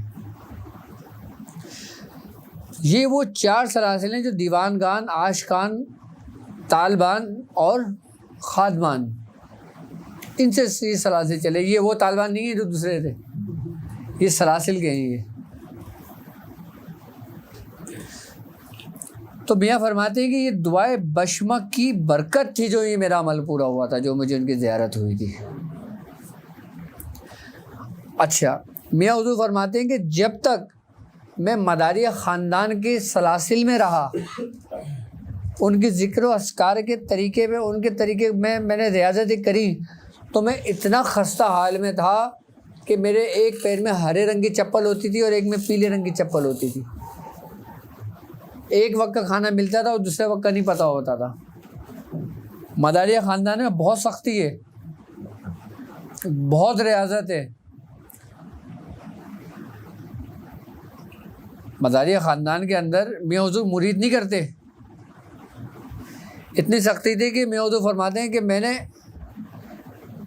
میرا گھر باہر، میرے بچے تک چھوٹ گئے تھے، صرف اپنے کام مکمل کرنے کے لیے. جب مداریہ خاندان کا جب معاملہ میاں حضور کا مکمل ہوا، اس کے بعد پھر جب خواجہ منظور حسین شاہ صاحب کا وصال ہوا، آپ کے بعد جب آپ کو قادریہ خاندان ملا، تو میاں حضور فرماتے ہیں کہ پھر مجھ پہ قادری رنگ غالب آ گیا. میاں پہلے حضور محفل سما بھی نہیں سنتے تھے. میاں محفل سما نہیں سنتے تھے، سخت خلاف تھے میاں حضور. یہاں تک کہ اگر ہمارا دل کر رہا ہوتا تھا نا ہمارے ابتدائی دور میں کہ ہم سننے جائیں، تو ہمیں ڈانٹ کے جھاڑ کے بٹھا لیا کرتے تھے کہ تم اس قابل ہو گئے محفل سما سنو. اگر ہماری گلی میں کہیں قوالیاں ہو رہی تھیں، ہم اگر جانے کا کہتے تو ہمیں نہیں جانے دیتے تھے میاں حضور. میاں حضور اتنا سخت ہے. کیوں؟ کیونکہ آپ کے اوپر جو نا خاندان قادریہ کا رنگ غالب تھا.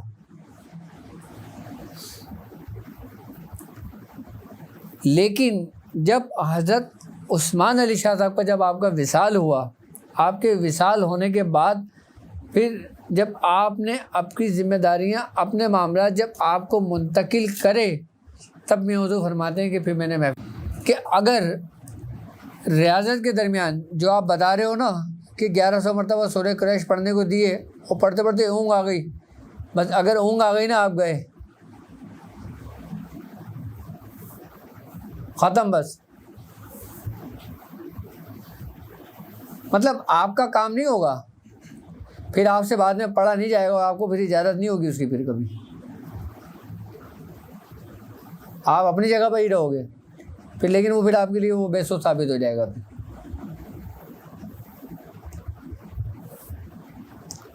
اگر ان سے ہٹ کے اگر آپ نے کوئی کام کر لیا نا، آپ ختم، بس آپ جاؤ.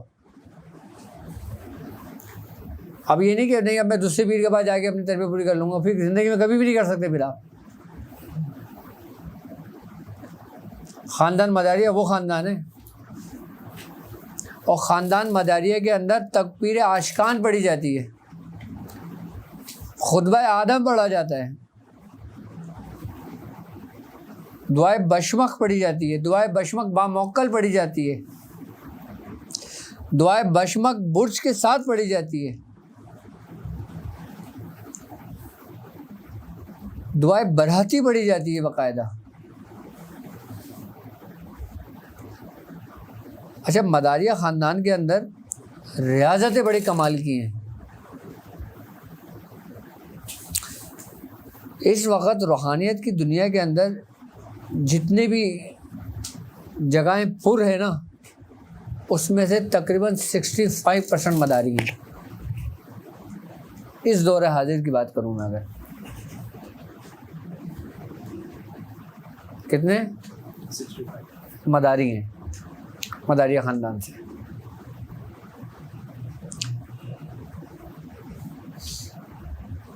کیونکہ ان کی ریاضتیں کوئی 11 دن 40 دن کی نہیں ہوتی، ان کی 50 سال 70 سال کی عیادتیں ہوتی ہیں ان کی. اور کمال ان کو پتہ ہے کیا ہوتا ہے؟ کمال ان کو یہ ہوتا ہے حضوری کہ ہمارے ایک چچا میاں کا ایک واقعہ ہے کہ بابا شاہ جلال کا بابا شاہ جلال کے بارے میں یہ کہ آپ اپنے وقت کے شیخ الحدیث تھے. میں حضور فرماتے ہیں کہ آپ کو تقریباً کم و بیش 2000 حدیث زبانی یاد تھیں عربی میں. 2000 عربی میں آپ کو احادیث یاد تھیں آپ کو. جب آپ نے حضرت خواجہ منظور حسین شاہ صاحب کی غلامی اختیار کری تھی تو آپ کے بارے میں یہ ہے کہ آپ نے جو نا ایک جھوپڑی کے اندر چلے گئے تھے, اپنے آپ کو بند کر دیا تھا کمرے کے اندر. میں حضور فرماتے ہیں کہ وہ جو تھے نا سورہ توبہ کی آخری جو 2 آیتیں تھیں انہوں نے مجھے آخری وقت میں اس کی اجازت دی تھی. اور فرماتے ہیں کہ میں نے اپنی ساری زندگی صرف یہی پڑھا ہے, سورہ توبہ کی لقد جاءکم رسول من انفسکم عزیز علیہ ما عنتم, یہ 2 آیتیں پڑھی ہیں. ان کا کمال کیا تھا کہ اس وقت کے علماء کرام احادیث کی تصدیق کرانے کے لیے آپ کے پاس آیا کرتے تھے کہ حضور یہ فرمائیں کہ یہ سرکار دو عالم صلی اللہ علیہ وسلم کی فرمان ہے یا نہیں. میں حضور فرماتے ہیں کہ ایک دفعہ ہوا یہ کہ کچھ علماء کرام آئے جو آپ پہ تنقید کیا کرتے تھے کیونکہ آپ کا ظاہری حلیہ ایسا تھا نا جو شرعن خلاف تھا. بابا شاہ جلال کا آپ کے گھر کے باہر تو کتا رہتا تھا ایک, شریعت میں تو ممنوع ہے, ممانعت ہے اس کی تو اس لیے علماء کرام ان پہ حجت رہتی تھی ان کے اوپر. علماء کرام اپنی جگہ حق پہ تھے اور وہ اپنی جگہ تھے. ایک دفعہ علماء کرام جو ان پہ بڑی شدید تنقید کا نشانہ بنایا کرتے تھے, حجت تھے, وہ ایک دفعہ آئے اور کہنے لگے کہ بابا صاحب یہ ذرا یہ فرمائیں کہ یہ سرکار دو عالم کا فرمان ہے یا نہیں. آپ نے دیکھا, آپ نے آپ کا ہاتھ پکڑا, آپ نے کہا یا رسول اللہ بتائیں ذرا یہ آپ نے فرمایا نہیں فرمایا. وہ جتنے بھی لوگ وہاں تھے سب کو زیارت ہوئی سرکار دو عالم, جتنے بھی وہاں پہ علماء کرام تھے نا ان سب کو سرکار دو عالم کی زیارت ہوئی. پھر عرفان علی شاہ صاحب نے یہ واقعہ بتایا تھا آپ کا, اور وہیں وہ علماء کرام ان کے ہاتھ پہ بیعت ہو گئے تھے. تو انہوں نے کہا حضور پھر یہ ظاہری معاملہ کیا ہے؟ تو کہا تم لوگوں سے بچنے کے لیے, ورنہ لوگ مجھے یہاں جینے نہ دیں. ہاں, اور پھر وہ علماء کرام بھی اپنے انتہا کو پہنچے. دیکھو ایک بات یاد رکھنا, جس کے پاس کچھ ہے نا وہ اتنی آسانی سے نہیں دے گا.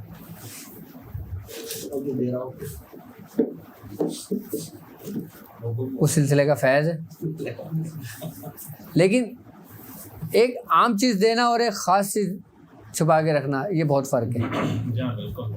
اہل نہ اہل کا بھی فرق ہے. اچھا بعض بھی ایسے بھی ہوتے ہیں کہ جو دیکھتے ہیں ان کا مرید کسی گمراہی کی طرف جا رہا ہے, کسی برائی کی طرف جا رہا ہے تو اسے مصیبت میں, پریشانی, بیماری میں مبتلا کر دیتے ہیں. ہاں بالکل بالکل ایسا ہوتا ہے, کیونکہ آپ کپڑے جتنے گندے کر کے لے کر آؤ گے اتنی مشکل سے دھلیں گے نا.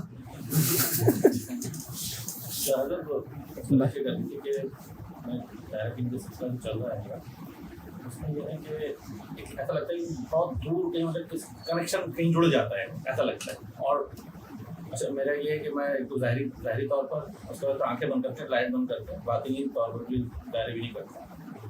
اب میں نے بھائی سے بھی شیئر کیا تھا, ایک میں دائرہ بھی نہیں, مطلب باطنی طور پر دائرہ بھی نہیں کرتا. میں بیٹھتا ہوں شمال ظلم بیٹھتا ہوں, جب میں نے آگے پہنچا تو میرا رخ مڑا ہوا تھا خود بخود, یہ مجھے پتہ نہیں چلا رخ چینج ہوا ہوتا ہے. صحیح ہے, یہ کیا کیفیت تھی, یہ کیا یہ اچھی علامت ہے, اچھی کیفیت ہے. یہ وہ کیفیت ہوتی ہے کہ جب انسان کے اوپر بے خودی غالب آ جاتی ہے. بالکل پتہ نہیں چلا ٹائم, جب میں ریلیکس ہو جاتا ہوں میں, ہاں کہ بس یہ سمجھ لیں اب یہ کیفیت ہو گئی فجر کی نماز پڑھ کے थोड़ा देर भी लेट करना है। میں وہی کہہ رہا ہوں نا کہ جب یہ کیفیت انسان کے اوپر غالب آ جاتے ہیں نا تو انسان کا اختیار ختم ہو جاتا ہے. اور ریاضت میں یہی اصل میں رستے دیکھو، میں نے پہلے بھی آپ سے کہا تھا کہ دو ہیں، ایک ریاضت کا رستہ اور ایک محبت کا رستہ. اچھا، مداریہ خاندان میں جو نا ریاضت اور محبت دونوں ہیں، کیا مداریہ خاندان میں، لیکن خاندان قادریہ میں صرف اور صرف محبت ہے. ہاں، میں وہ بتا رہا ہوں نا آپ کو، قادریہ خاندان میں صرف اور صرف محبت ہے. کیوں؟ کیونکہ سرکار غوث پاک کا آپ کے اپنی حیات میں آپ کا فرمان ہے. کیا آپ کا فرمان ہے؟ آپ نے فرمایا کہ کسی بھی خانوادے کا شیر، چاہے وہ مداری ہو، شتاری ہو، چشتی ہو، صابری ہو، نقشبندی ہو، ابوالعلائی ہو، سہروردی ہو، کچھ بھی ہو خانوادہ، اس کا شیر سے مراد اس کا بزرگ جو اپنے انتہائی کمال کو پہنچا ہوا ہے، جس کو دنیا شیر کہتی ہے. سرکار غوث پاک کا فرمان ہے کہ کسی بھی سلاسل کے جو خانوادے کا شیر میرے دربار کے کتے کے برابر ہے.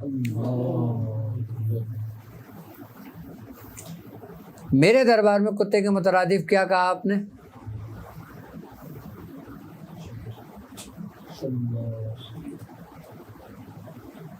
یعنی کہ خاندان قادریہ کا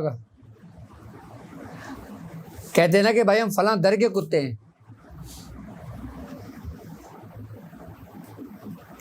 یعنی کہ جو ایک خاندان قادریہ کا ایک وہ شخص جو ایک نہ کسی ریاضت کا مالک ہو، اس کے دل میں صرف وہ صرف سرکار غوث پاک کی محبت ہو. اس کی مثال آپ نے کیا دی اپنے عام بندے کی؟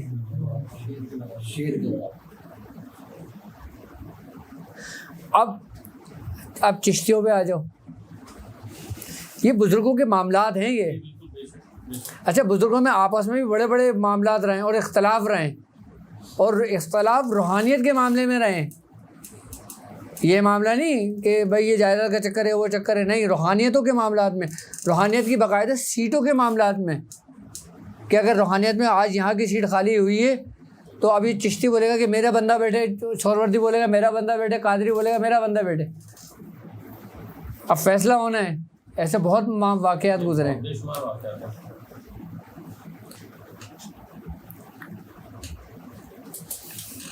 حضرت شیخ بہاؤالدین ذکریہ ملتانی، کیا حضرت شیخ بہاؤالدین ذکریہ ملتانی اور حضرت بابا فرید مسعود گنج شکر رحمۃ اللہ علیہ، آپ کی بہت لگتی تھی.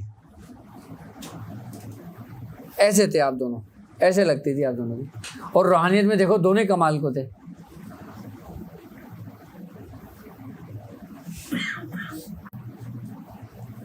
باقاعدہ طور پر تاریخ میں یہ بات لکھی ہوئی ہے کہ جب حضرت شیخ بہاؤالدین ذکریہ ملتانی کو آپ کو ایک کیفیت طاری ہوئی، اور آپ پہ ایک ایسی کیفیت طاری ہوئی کہ آپ نے وجد کے حالت میں یہ اعلان کر دیا کہ جو آج ہمیں دیکھے گا وہ جنتی ہے.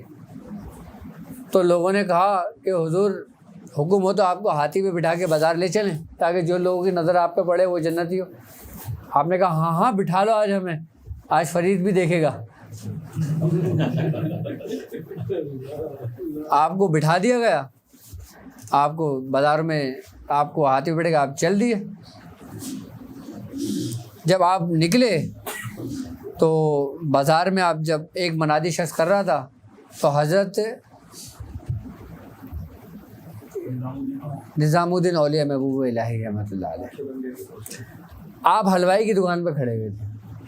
آپ کو بھی منادی ہوئی، آپ نے منہ پھیر لیا اپنا. تو لوگوں نے کہا بھائی تم نے منہ کیوں پھیر لیا؟ آپ نے فرمایا میں ایک فرید کو جانتا ہوں بس.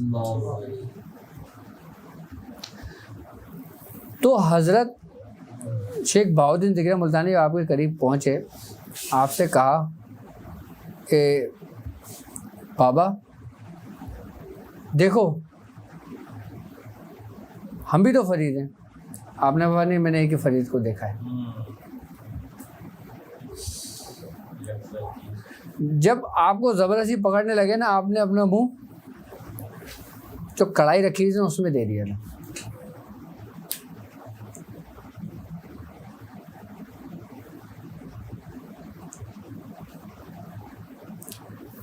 جب آپ بھاگے نکل گئے تو حضرت بابا فرید مشہور گریز شکر رحمۃ اللہ علیہ آپ اپنے حجرے پہ بیٹھے ہوئے تھے.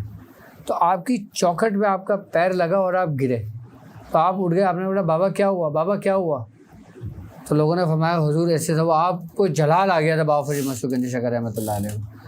آپ نے فرمایا شیخ بہاؤالدین کو جو آج دیکھے گا وہ جنتی ہے. جس راستے سے بابا میرے پاس آیا ہے اس راستے سے جو آئے گا میرے پاس جنتی ہوگا اور قیامت تک جنتی ہوگا. جو اس دروازے سے گزرا ہے, اس راستے سے گزرا جس راستے سے بابا میرے پاس آیا ہے, جو چوکٹ آپ پہ لگے آپ گرے تھے. وہی دروازہ ہے. وہی دروازہ ہے. اچھا اب یہاں پہ ایک بات ہے, یہاں پہ بھی بزرگوں میں اختلاف رہا ہے. حضرت بابا فرید مشہور گریز شکر رحمۃ اللہ علیہ کا فرمان تھا کہ جس راستے سے بابا میرے پاس آیا اس راستے سے جو میرے پاس آئے گا وہ قیامت تک جنتی ہے. کچھ بزرگ یہ کہتے ہیں کہ یہ وہ راستہ تھا جو روحانیت کا راستہ تھا, اور کچھ بزرگ کہتے ہیں کہ یہ وہ راستہ تھا جو یہ چوکٹ کا راستہ ہے. فیض دونوں کا ہی ہے.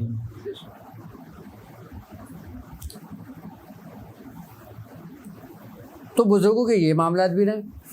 اب خاندان قادریہ پہ دیکھ لیں. اب یہ اہل چشت کا واقعہ ہے نا, اہل چشت اور اہل سہروردی کا واقعہ. اب یہاں تک کہ خواجہ خواجگان خواجہ معین الدین چشتی آپ خود سرکار غوث پاک کی بارگاہ میں حاضر ہوئے,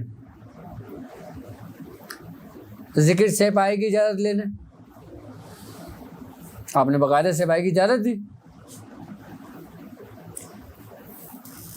اچھا جو ابو الوقت ہوتا ہے نا وہ صرف سادات گھرانے سے ہی ہوگا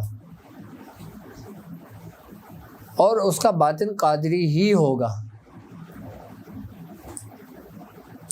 وہ کسی اور خانوادے سے نہیں ہو سکتا.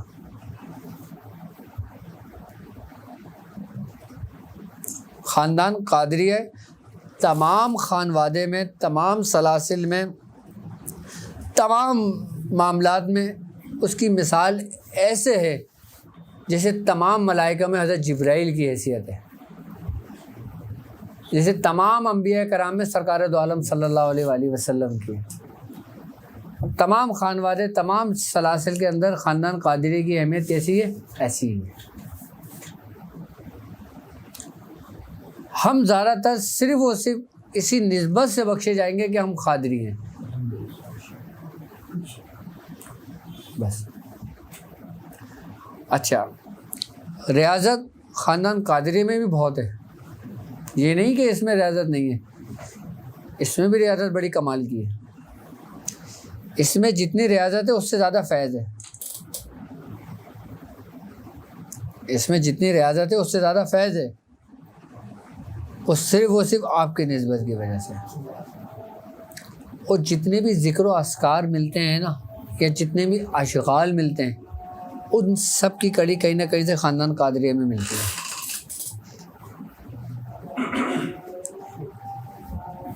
صلی اللہ علیہ وسلم.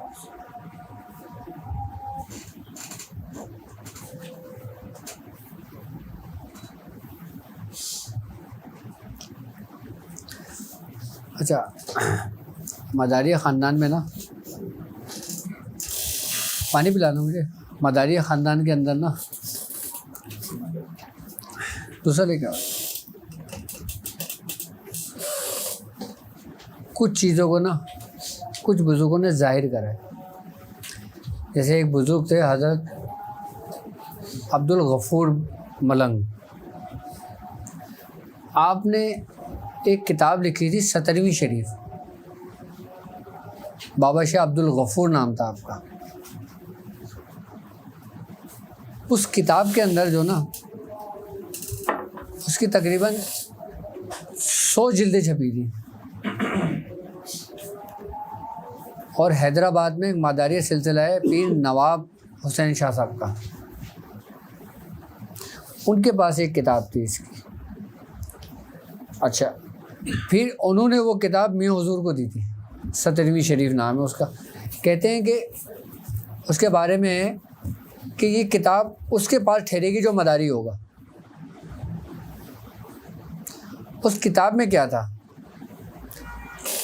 اس کتاب کے اندر شریعت کا کلمہ، طریقت کا کلمہ، حقیقت کا کلمہ، معرفت کا کلمہ، وحدانیت کا کلمہ، اس کے باقاعدہ پورے کلمے ہیں اس میں. زبان کا غسل کیا ہے جی، اس میں لکھا ہوا تھا. آپ جو یہ تاج پہنتے ہیں اس کی حیثیت کیسی ہے، یہ مذکر ہے یا مؤنث ہے؟ آپ جبہ جو پہنتے ہیں یہ مذکر ہے یا مؤنث ہے؟ مسند میں کس طرح بیٹھا جاتا ہے؟ مسند کے اندر داخل ہونے کا طریقہ کیا ہے؟ صاحب مسند کیا پڑھ کے اس پہ داخل ہوتا ہے؟ اور جب خلافت دی جاتی ہے تو کیا دعا پڑھی جاتی ہے؟ اور جب خلافت دی جاتی ہے تو 3 بال کیوں کاٹے جاتے ہیں؟ اور جب مرید کیا جاتا ہے تو کیا کیا جاتا ہے؟ اس کتاب کے اندر اس کی پوری تفسیر بیان تھی. اب سنا ہے تم نے کبھی یہ؟ اب کسی کو بولو تو وہ ہنسے گا، یار یہ کیا بات کر رہے ہیں. آپ کا نام ہی 17ویں شریف ہے. کتاب کا نام ہی 17ویں شریف ہے. ابھی 3 دن پہلے ہی میری ذکر ہو رہی تھی میں حضور سے. میں نے کہا میں وہ کتاب کہاں ہے، کتاب تو نکال دیں مجھے، میں نے 20 سال پہلے پڑھی تھی. کہہ رہے ہیں وہ پتہ نہیں کہاں ادھر ہوگی، دیکھوں گا. حیدرآباد سندھ کی بات کریں، حیدرآباد میں جو ہاں حیدرآباد. میاں جو 17ویں شریف جو ہر مہینے 14 تاریخ کو جو آپ یاد کرتے ہیں میاں حضور کو دیتے ہیں، اس کی بھی وجہ کچھ اسی سے تعلق ہے. میاں حضور پہلے جو نا 17ویں شریف کرتے تھے بدیع الدین قطب المدار شاہ مدار کی نسبت سے، لیکن میاں حضور کو حکم ہوا تھا کہ پھر آپ اس کو جو نا سرکار غوث پاک کی نیاز کر لیں. پھر میاں حضور آپ کے ساتھ ساتھ پھر سرکار غوث پاک کی بھی کرنے لگے تھے. پھر جب خاندان قادری آپ کو ملا تھا نا، پھر آپ نے سرکار غوث پاک کی 17ویں شریف پڑھنا شروع کر دی. وہ 17ویں شریف شاہ مدار کی حضرت شیخ سیدنا شیخ عبد القادر جیلانی رحمۃ اللہ علیہ کی ہے. غوث پاک کی جو 11ویں شریف مشہور ہے، 11ویں شریف کی نسبت ایک الگ ہے. 11ویں شریف کی نسبت پتہ ہے کیا تھی؟ 11ویں شریف اس لیے مناتے تھے کہ سرکار غوث پاک جو تھے نا، آپ 40 دن میں ایک دفعہ کھانا تناول فرماتے تھے. یعنی کہ چاند کی پہلی تاریخ سے اگر آپ روزہ رکھتے تھے یا آپ کچھ کھانا پینا بند کرتے تھے تو دوسرے مہینے کی 40 دن مکمل ہوں گے تو کیا کون سا دن ہوگا دوسرا؟ 11واں دن ہوتا تھا. تو اس وقت آپ کے لیے ایک مرغ بنتا تھا، مرغ کٹتا تھا، پھر وہ غریبوں میں بڑھتا تھا، پھر آپ بھی وہ تناول فرماتے تھے. تو اس لیے 11ویں آپ کی نسبت سے تھی. آپ 40 دن میں ایک دفعہ کھانا تناول فرماتے تھے، اور جس دن وہ کرتے تھے نا آپ اس دن 11ویں کی نسبت سے. اب لوگوں کو نہیں پتا ہوگا یہ 11ویں کی نسبت، اس نسبت سے آپ کرتے تھے. یوم عرس لوگ سمجھتے ہیں، نہیں، یوم عرس 11ویں تھوڑی ہے. ہاں اچھا، آج کی میڈیکل سائنس، آج کے ڈاکٹرز کی یہ ریسرچ ہے، وہ یہ کہتے ہیں کہ انسان کو جو بھوک صادق ہے نا، وہ 40 دن میں ایک بار لگتی ہے بس، جو انسان کی زندگی کو برقرار رکھتی ہے، جو موت نہیں واقع ہونے دیتی. وہ بھوک 40 دن میں ایک دفعہ لگتی ہے. اور جتنی بھی آپ جو دن بھر کھانا کھاتے ہو نا، یہ سب زندگی ہے، یہ سب کا ذکر ہے. صادق بھوک جو ہوتی ہے وہ 40 دن میں ایک دفعہ لگتی ہے. اور یہ باقاعدہ سرکار غوث پاک کی آپ کی حیات مبارکہ میں ایک بہت بڑی دلیل ہے یہ، کہ آپ نے اپنی زندگی میں مطلب 40 دن بعد آپ کھانا تناول فرمایا کرتے ہیں. 17ویں شریف کیا بات ہے؟ 17ویں شریف بیسیکلی جو ہوتی ہے نا، یہ حضرت شاہ مدار کی نسبت سے منائی جاتی ہے. اچھا، ہم لوگ جو 17ویں شریف کا اہتمام کرتے تھے نا، ہم لوگ کرتے تھے حلوے کے اوپر اس کا اہتمام. اچھا، اس میں حلوہ بنایا جاتا ہے. सूजी का हलवा बनाया जाता था इसका।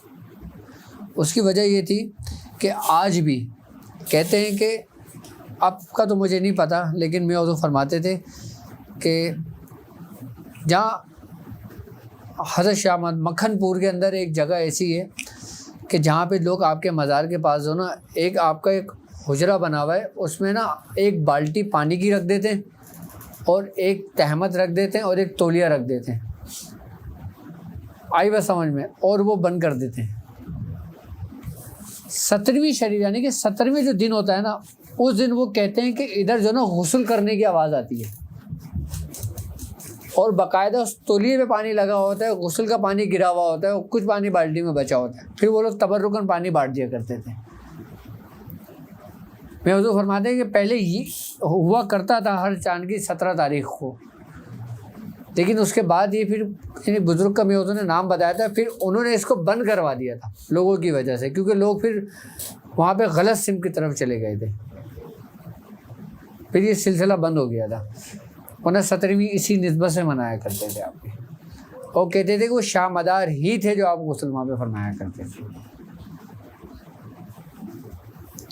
लेकिन आपकी रियाजतें भी तो देखो ना, हाँ, कहते हैं कि 6 ताम मलाकूती सरकार दो आलम सल्लल्लाहु अलैहि वसल्लम ने आपको तनावुल फरमाए थे, या 7, कि जिससे आपकी ज़िंदगी की उम्र जो हुई थी तकरीबन 6 ताम मलाकूती आपको खिलाए थे आप लोग। कहते हैं कि आपने 600 साल तक कुछ नहीं खाया, 695 बरस आपकी उम्र गुजरी है शाह मदारी की।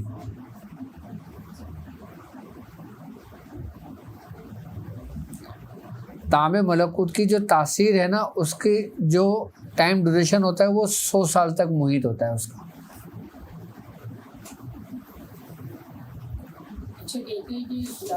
जिसके अंदर शरीयत, तरीक़त, हकीकत, मार्फत, वदानियत, ये तमाम मनाजिलें तय हो गई थी आपकी। कहते हैं कि 40 साल के बाद ही विलायत जो है मिलती है, उससे पहले नहीं मिल सकती, ये बात सही है? नहीं, देखो, विलायत का ताल्लुक़ 40 साल की उम्र से नहीं है। देखो, पहले तो ये देखना पड़ेगा ना कि विलायत है क्या, विलायत किसे कहते हो आप? अगर विलायत को देखें ना, तो एक वाव के ऊपर ज़बर है और एक वाव के नीचे ज़ेर है, एक वलायत है, एक विलायत है। अब जो वाव के ऊपर ज़बर है वो विलायत है, उसका मतलब ये होता है कि एक मिसाल तो मैं एक आम बंदा हूँ, ठीक है, अब मैंने इनको अच्छी अच्छी बातें बताना शुरू कर दी, इनको नमाज के तरीके समझाना शुरू कर दिया, इनको नमाज के बारे में बताना शुरू कर दिया, इनको दीन के बारे में समझाना शुरू कर दिया। अब ये मेरी बातों से बहुत मुतासिर हुए, क्या ये मेरी बातों से बहुत मुतासिर हुए और ये दीन की राह में चल दिए, नमाज के पाबंद हो गए, रोज़े के पाबंद हो गए, गलत काम छोड़ दिए, नेकी की तरफ हो गए। तो अल्लाह ताला को ये बात पसंद आई, अल्लाह ने कहा ये मेरा वली है। ये वलायत है जो इंसान अपने कसब से बनता है। लेकिन वो विलायत जिसके वाव के नीचे ज़ेर है, उसका ताल्लुक़ वहब से है, वो मादर ज़ात वली होता है, यानी कि वो विलायत को लेकर पैदा होता है। मादर ज़ात वली कौन थे? जैसे सरकार गौस पाक, हज़रत निज़ामुद्दीन औलिया महबूब इलाही, हज़रत शाह रुकन आलम। अच्छा, मादर ज़ात वली भी बहुत कम हुए हैं, हर वली भी वहब से नहीं है।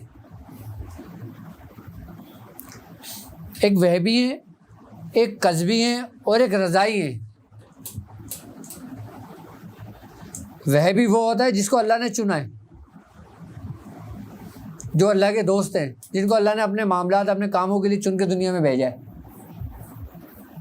कस्बी वो हैं जो वहब के मातेद हैं, कज़बी वहब के मातेद होगा,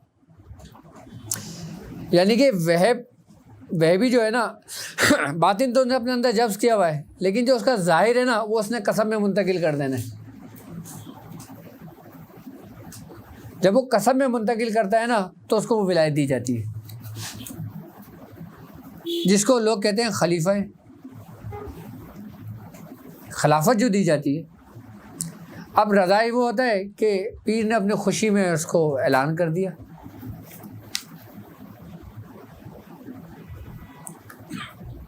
تو ولایت بھی جو نا اپنی مرضی سے نہیں ملتی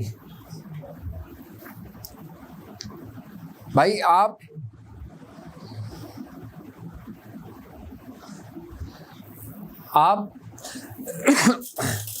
ولی ہو, ہر حال میں ولی ہو. کیسے؟ ولی کا مطلب کیا ہے؟ دوست. صرف دوست ہے ولی کا مطلب. اگر آپ سیدھے راستے پر ہو تو اللہ کے دوست ہو, اور اگر آپ گمراہی کے راستے پہ ہو تو شیطان کے دوست ہو. ولی تو آپ ہو, یہ تو فیکٹ ہے.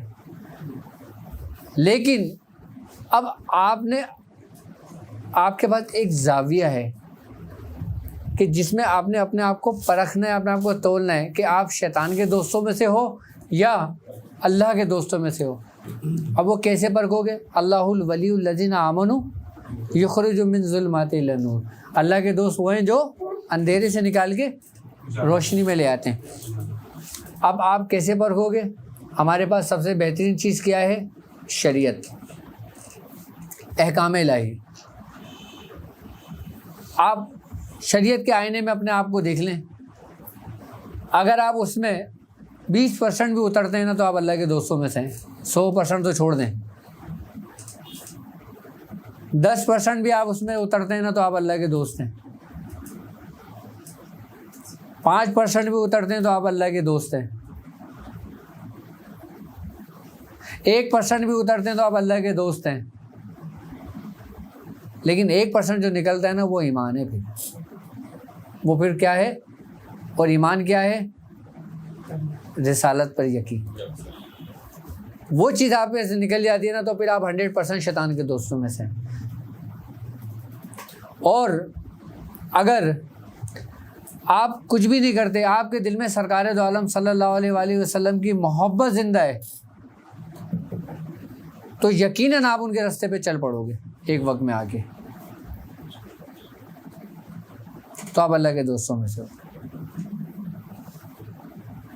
اور والذین کفروا اولیاءہم طاغوت یخرجون من نور, اور شیطان کے دوست وہ ہیں جو اندھیرے سے نکال کے روشنی میں لے جاتے ہیں. شیطان جب تمہیں اندھیرے سے روشنی سے نکالے گا نا تو وہ سب سے پہلے تمہارے دلوں میں سے جو نا سرکار دو عالم صلی اللہ علیہ وآلہ وسلم کی محبت کو ختم کرنے کی کوشش کرے گا. اور سرکار دو عالم کی محبت اس امت کے لیے سمجھ لیں کہ ایک ایسا تحفہ ہے اور ایک ایسا ایمان کامل ہے کہ ایک دیہاتی شخص بھی اور ایک عالم شخص بھی آپ کی شان میں ایک ذرہ برابر بھی گستاخی برداشت نہیں کر سکتا. وہ چاہے نماز پڑھتا ہو یا نہ پڑھتا ہو, چاہے روزے رکھتا ہو یا نہ رکھتا ہو, لیکن آپ کی محبت میں بڑا پختگی ہوگی تو آپ اللہ کے دوستوں میں آ جاؤ گے. اچھا, اب آپ اللہ کے دوستوں میں سے تو آ گئے, اب آگے کا سفر کیسے طے کرو گے؟ آگے کا سفر کیسے طے کرو گے کہ قل ان کنتم تحبون اللہ فاتبعونی یحببکم اللہ. اگر تم اللہ کی محبت کا دعویٰ کرتے ہو, اب تم دوست بن گئے نا, یعنی کہ دعویٰ ہو گیا نا, اب تم میرے نبی کی اطاعت کرو. اللہ حکم دے رہا ہے تمہیں, قل ان کنتم تحبون اللہ فاتبعونی یحببکم اللہ, کہ میرے نبی کی اطاعت کرو, اس کے اقوال کی, اس کے افعال کی پیروی کرو. وہ یحببکم اللہ, وہ پھر تم سے محبت کرے گا, ورنہ وہ بھی محبت نہیں کرے گا تم سے. صرف اللہ کا دوست ہونا بھی کافی نہیں ہے. کیا اللہ کا دوست ہونا بھی کافی نہیں ہے اس وقت تک جب تک تم سرکار دو عالم صلی اللہ علیہ وسلم کی اتباع نہیں کرتے, ورنہ توحیدی بھی کفر پہ لے جاتی ہے. اگر خالی توحید پر رہو گے آپ تو آگے جا کے آپ ہی گمراہ ہو جاؤ گے, کیونکہ توحید کا صحیح راستہ دکھانے والی ذات سرکار دو عالم کی ہے. اگر آپ ان کے پیچھے پیچھے چلتے رہو گے تو آپ کبھی بھی اور کہیں بھی گمراہ نہیں ہوگے, ہر حال میں منزل طے ہوگی آپ کی. اور جو سرکار دو عالم صلی اللہ علیہ وآلہ وسلم کے راستے میں سے ہیں پھر وہ آپ کے رہبر ہیں, پھر وہ آپ کے پیران عظام ہیں, پھر وہ اولیاء کرام ہیں. پھر اللہ تعالیٰ کہتا ہے آج کے دن کو نہ کسی قسم کا کوئی ڈر ہے نہ کوئی خوف ہے. اللہ ان اولیاء اللہ لا خوف علیہم ولا هم یحزنون. کہ وہ کامیاب ترین لوگ ہیں، پھر وہی کامیاب ہیں۔ ایک سوال ہے، ہاں یہ زکوٰۃ کے دوران جو ہے ٹائم اور وقت کی پابندی ضروری ہے یا 15-20 منٹ اور لباس کا استعمال وہ ایک ہی رکھنا ہے یا اس کا؟ دیکھو، ہم کسی چیز کی ٹائم کا تعین کرتے ہیں یا ایک وقت مقرر کرتے ہیں تو ہماری نظر میں اس کی اہمیت بڑھتی ہے۔ اب فجر کی نماز تم فجر میں پڑھو گے نا، عشاء میں تو جا کے نہیں پڑھو گے مسجد میں۔ ہر چیز کا ایک وقت، ایک ٹائم مقرر ہے۔ اگر تم نے مثال کے طور پہ کوئی عمل شروع کیا ہے، اگر تم رات کو 9 بجے بیٹھتے ہو تو تم کوشش یہ کرو کہ 9 بجے ہی بیٹھو، 9:30 بجے ہو جائے، کبھی 10 بجے ہو جائے، لیکن اپنا پورا فوکس کرو کہ اپنے سارے کام اس وقت ختم کر کے 9 بجے بیٹھ جاؤ۔ یہ نہیں کہ آج 9 بجے بیٹھ گئے، کل رات کو 4 بجے تہجد میں بیٹھ گئے اور پھر آپ نے عشاء کی نماز پڑھنے کو فوراً بیٹھ گئے، اور پھر بعد میں آپ نے پورا کیا اور آپ نے کہا حضور آپ نے تو فرمایا تھا کہ عشاء سے فجر کے درمیان پڑھ لینا، تو میں نے آپ کی تو بات مانی ہے۔ عشاء میں بھی پڑھا، تہجد میں بھی پڑھا اور فجر میں بھی پڑھا، تو ایسا نہیں کرنا بھائی۔ خلافت میں اور ولایت میں کیا فرق ہوتا ہے؟ ہر خلیفہ ولی ہوتا ہے، ہر خلیفہ کو ولایت دی جاتی ہے؟ نہیں، خلافت ایک الگ چیز ہے، ولایت ایک الگ چیز ہے۔ ہر خلیفہ ولی نہیں ہوتا، لیکن ہر ولی کے بعد خلافت ہوتی ہے۔ خلافت بیسیکلی ہے کیا؟ خلافت بیسیکلی ایک انعام ہے۔ ایک شخص نے ایک شخص کی خدمت کی یا ریاضت کری یا عبادت کری، اس نے خوش ہو کر کہا کہ یار یہ میرا تحفہ ہے یا یہ میرا خلیفہ ہے۔ اچھا، خلافت بھی 3 ہی طریقے پہ ہوتی ہے۔ ایک خلافت وہبی ہوتی ہے، ایک خلافت قذبی ہوتی ہے، اور ایک خلافت رضائی ہوتی ہے۔ اچھا، رضائی خلافت یہ ہوتی ہے کہ شیخ اپنی مرضی سے جس کو چاہے دے دیتا ہے۔ اچھا، قصب سے یہ ہوتی ہے کہ آپ نے سورہ قریش پہ کمال کی ریاضت کری، آپ اپنے عروج کو پہنچے، آپ کا شیخ آپ سے خوش ہوا، اس نے بولا یہ میرا خلیفہ ہے، یہ خلافت ہو گئی۔ خلافت اعظم بھی کوئی چیز ہے؟ خلافت اعظم بھی ہے، خلافت باطن بھی ہے۔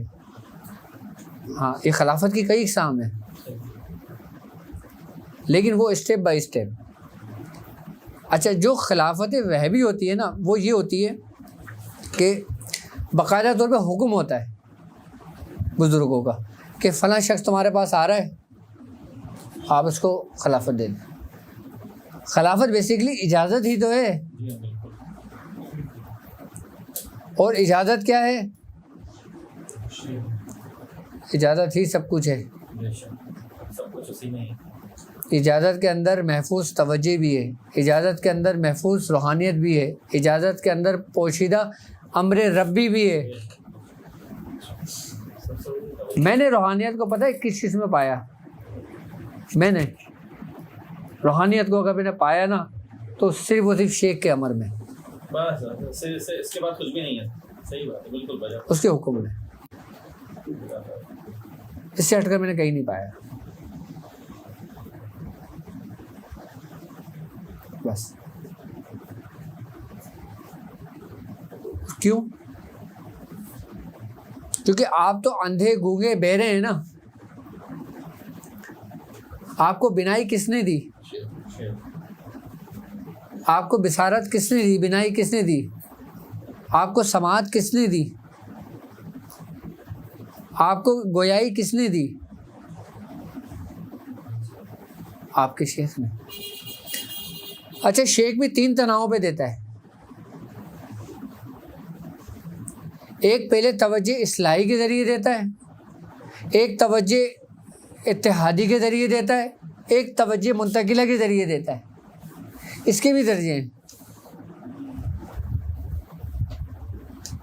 ہاں، توجہ اصلاحی کے ذریعے جو تمہیں دیتا ہے نا، وہ تمہاری پہلے رہنمائی کرتا ہے، تم کو پہلے وہ بیس بتاتا ہے، بنیادی چیزیں بتاتا ہے، تمہیں ہدایت کی طرف لے کر آتا ہے، تمہارے باطن کو پاک کرتا ہے، تمہارے دل میں رب کی محبت جگاتا ہے۔ شیخ کا کام صرف اور صرف اللہ رب العزت کی یاد کو جگانا ہے۔ جس کی آواز تم نے ازل میں سنی تھی تم اس سے غافل ہو کے بیٹھ گئے، وہ اس آواز کو لوٹاتا ہے شیخ، جب وہ اس آواز کو لوٹا دیتا ہے اور تمہاری سماعت اس کو سن لیتی ہے تو تمہارا من اندر سے روشن ہو جاتا ہے، تم پہچان لیتے ہو بھائی اصل کو جائے گا نا۔ اب ایک زعفران کا درخت ہے، اس کو آپ کیکر کے درخت میں لگاؤ گے، اس کے بکل کو لگے گا؟ کبھی بھی نہیں لگے گا۔ لیکن جہاں پہ زعفران کا پودا ہوگا اس کی زمین میں سے بھی خوشبو آئے گی، اس علاقے میں سے بھی خوشبو آئے گی، اس کی پودے میں سے بھی خوشبو آئے گی، اس کی ٹہنیوں میں سے بھی خوشبو آئے گی،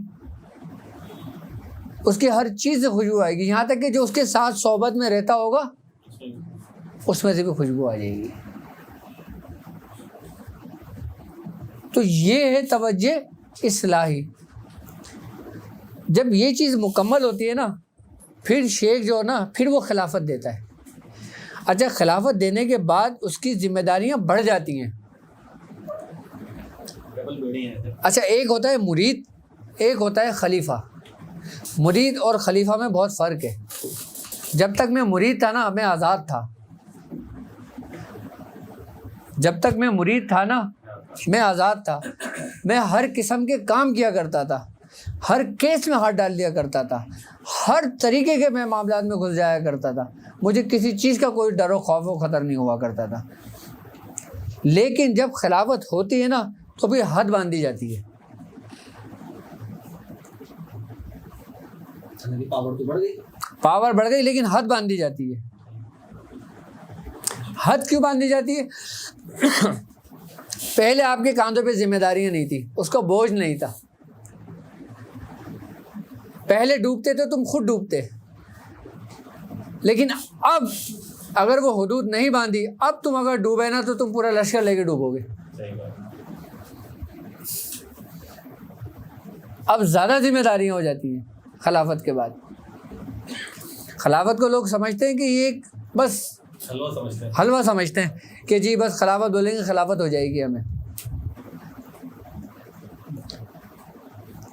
خلافت ہونا اور خلافت کے اوپر قائم رہنا بہت فرق ہے،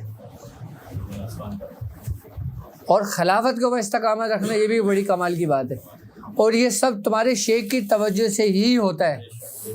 اگر تم نے یہ سوچ لیا نا کہ بھائی اب تو میں خلیفہ ہو گیا جی، اب تو میں سینہ چوڑا ہو کر کے بیٹھوں گا، ہاں ہو آپ مرید ہو یہاں کیوں بیٹھ گئے، چلو ادھر جا کے بیٹھو میں خلیفہ ہوں۔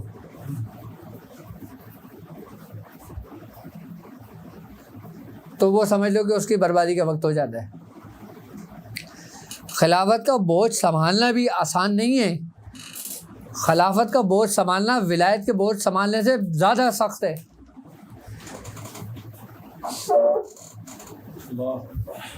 کیوں؟ کیونکہ خلافت کا بوجھ تم خود سنبھالتے ہو اور ولایت کا بوجھ تم پہ ڈالا جاتا ہے، اور بوجھ کس پہ زیادہ بڑھایا جاتا ہے؟ جو اٹھانے کے قابل ہوتا ہے۔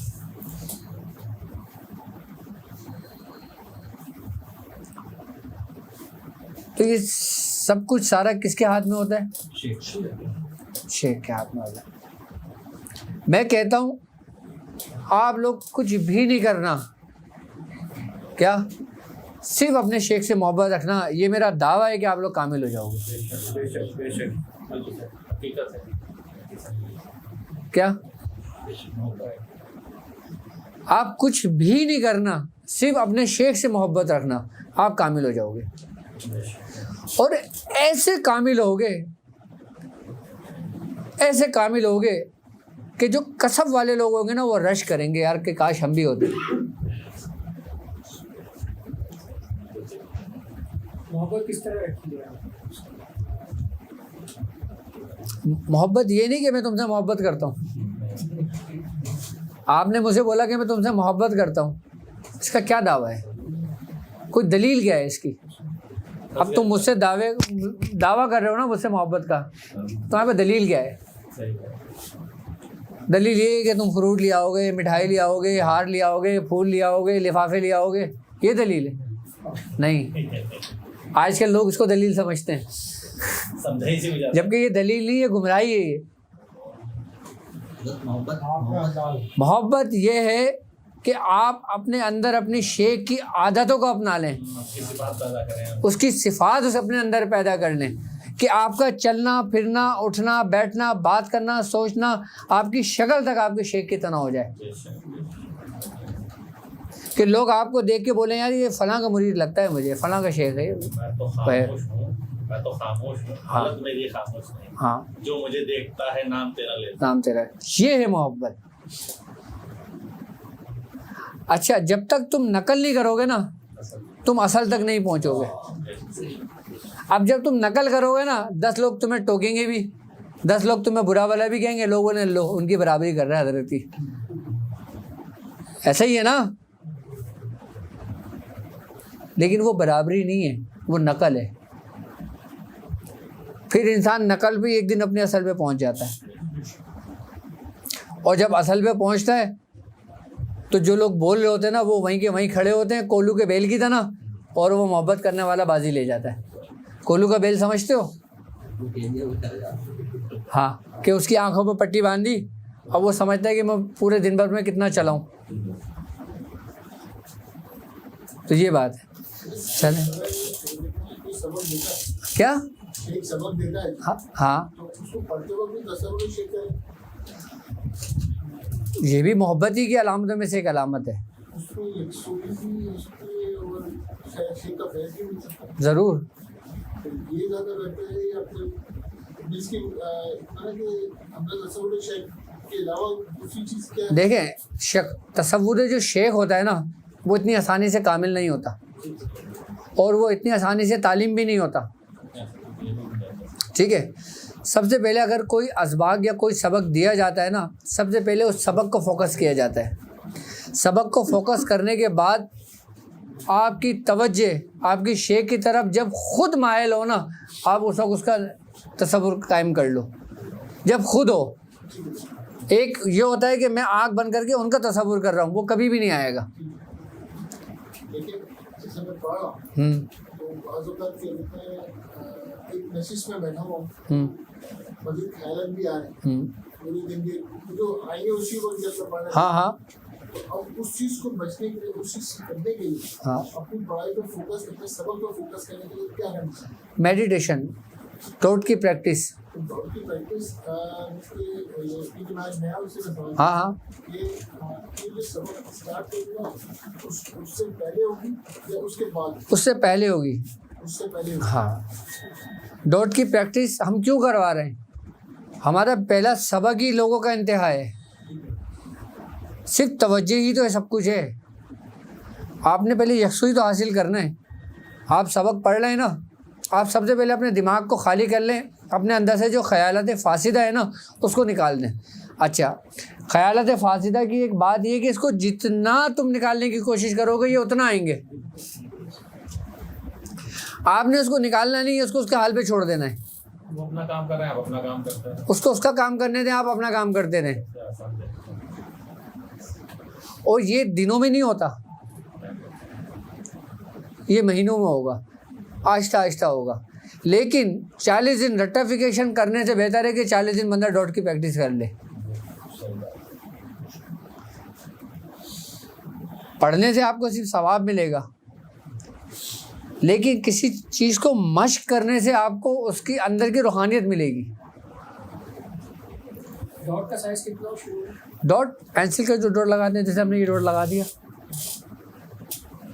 پھر ہم اس کو بڑھاتے جائیں گے بڑھاتے جائیں گے بڑھاتے جائیں گے بڑھاتے جائیں گے, وہ 5 کے سکے کے برابر آ جائے گا. کالی مرچ جتنا چاہیے کالی مرچ. جی ہاں ہاں, کالی مرچ میں بول رہے یہ جو کہتے ہیں 7 چکروں کو کھولنا, اور یہ کہتے ہیں کہ یہاں پر ہماری وہ بیٹھی آتما گیان مل جاتا ہے, یہاں پر کھڑ ہے کچھ ہونا. تو یہ کیا ولایت ہے, یہ بھی پارٹ ہے؟ دیکھو یہ ہندوانی اسباق میں ہوتا ہے, یہ آئی بس سمجھ میں. وہ یہ کہتے ہیں کہ ہماری جو شکتی ہے نا وہ ہمارے ریڑھ کی ہڈی میں بالکل لاس مورے میں ہوتی ہے, جس کو ہم نارسنگ کہتے ہیں. آئی بس سمجھ میں. یہ نیچے سے اوپر کی جانب یہ لوگ بھی بڑھتے ہیں, ان کے بھی 7 چکر وہی ہیں جو ہمارے لطیفہ نفس قلب روح سر ہے. ابھی تو خیر سوارٹ ہو گئے, ٹھیک ہے. انشاءاللہ نیکسٹ جب یاد دلانا تو پھر میں تمہیں ان ہندوانی چکروں کے بارے میں بتاؤں گا, اور یہ چکر کا ایک ٹائم کا جو وقفہ ہوتا ہے یہ کتنے دن کا ہوتا ہے اور کس پہر میں اس کو شروع کرتے ہیں اور کہاں پہ اس کا اختتام کرتے ہیں وہ بتاؤں گا, ٹھیک ہے. صلی اللہ تعالیٰ علی خیر خلق محمد وعلی آلہ وصحبہ اجمعین برحمتک یا ارحم الراحمین. یا الہ العالمین, یا الہ العالمین, تیرا ذکر و اذکار کیا گیا. یا الہ العالمین, تیرے دوستوں کا ذکر و اذکار کیا گیا, اس میں کوئی غلطی کوتاہی ہو گئی تو اپنے رحم و کرم اپنے فضل سے معاف فرما. یا الہ العالمین, اس کی فیضات, اس کی برکت, اس کی رحمت عطا فرما.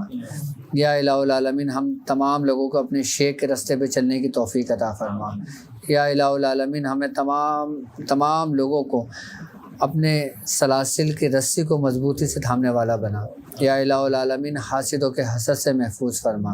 یا الہ العالمین, نظر بد سے محفوظ فرما. یا الہ العالمین, جو بیمار ہیں ان کی بیماریوں کو دور فرما. یا الہ العالمین, جو پریشان حال ہیں ان کی پریشانیوں کو دور فرما. یا الہ العالمین, جتنے لوگ یہاں بیٹھے ہیں یا الہ العالمین, اس کے روحانیت میں ترقیاں عطا فرما. یا الہ العالمین, ہمارے اندر سے اندھیرے کو دور فرما. یا الہ العالمین, ہمارے دل کو روشن فرما. سبحان ربک رب العزت عما یصفون وسلام علی المرسلین والحمد للہ رب العالمین. ورک لا الہ الا اللہ محمد رسول اللہ.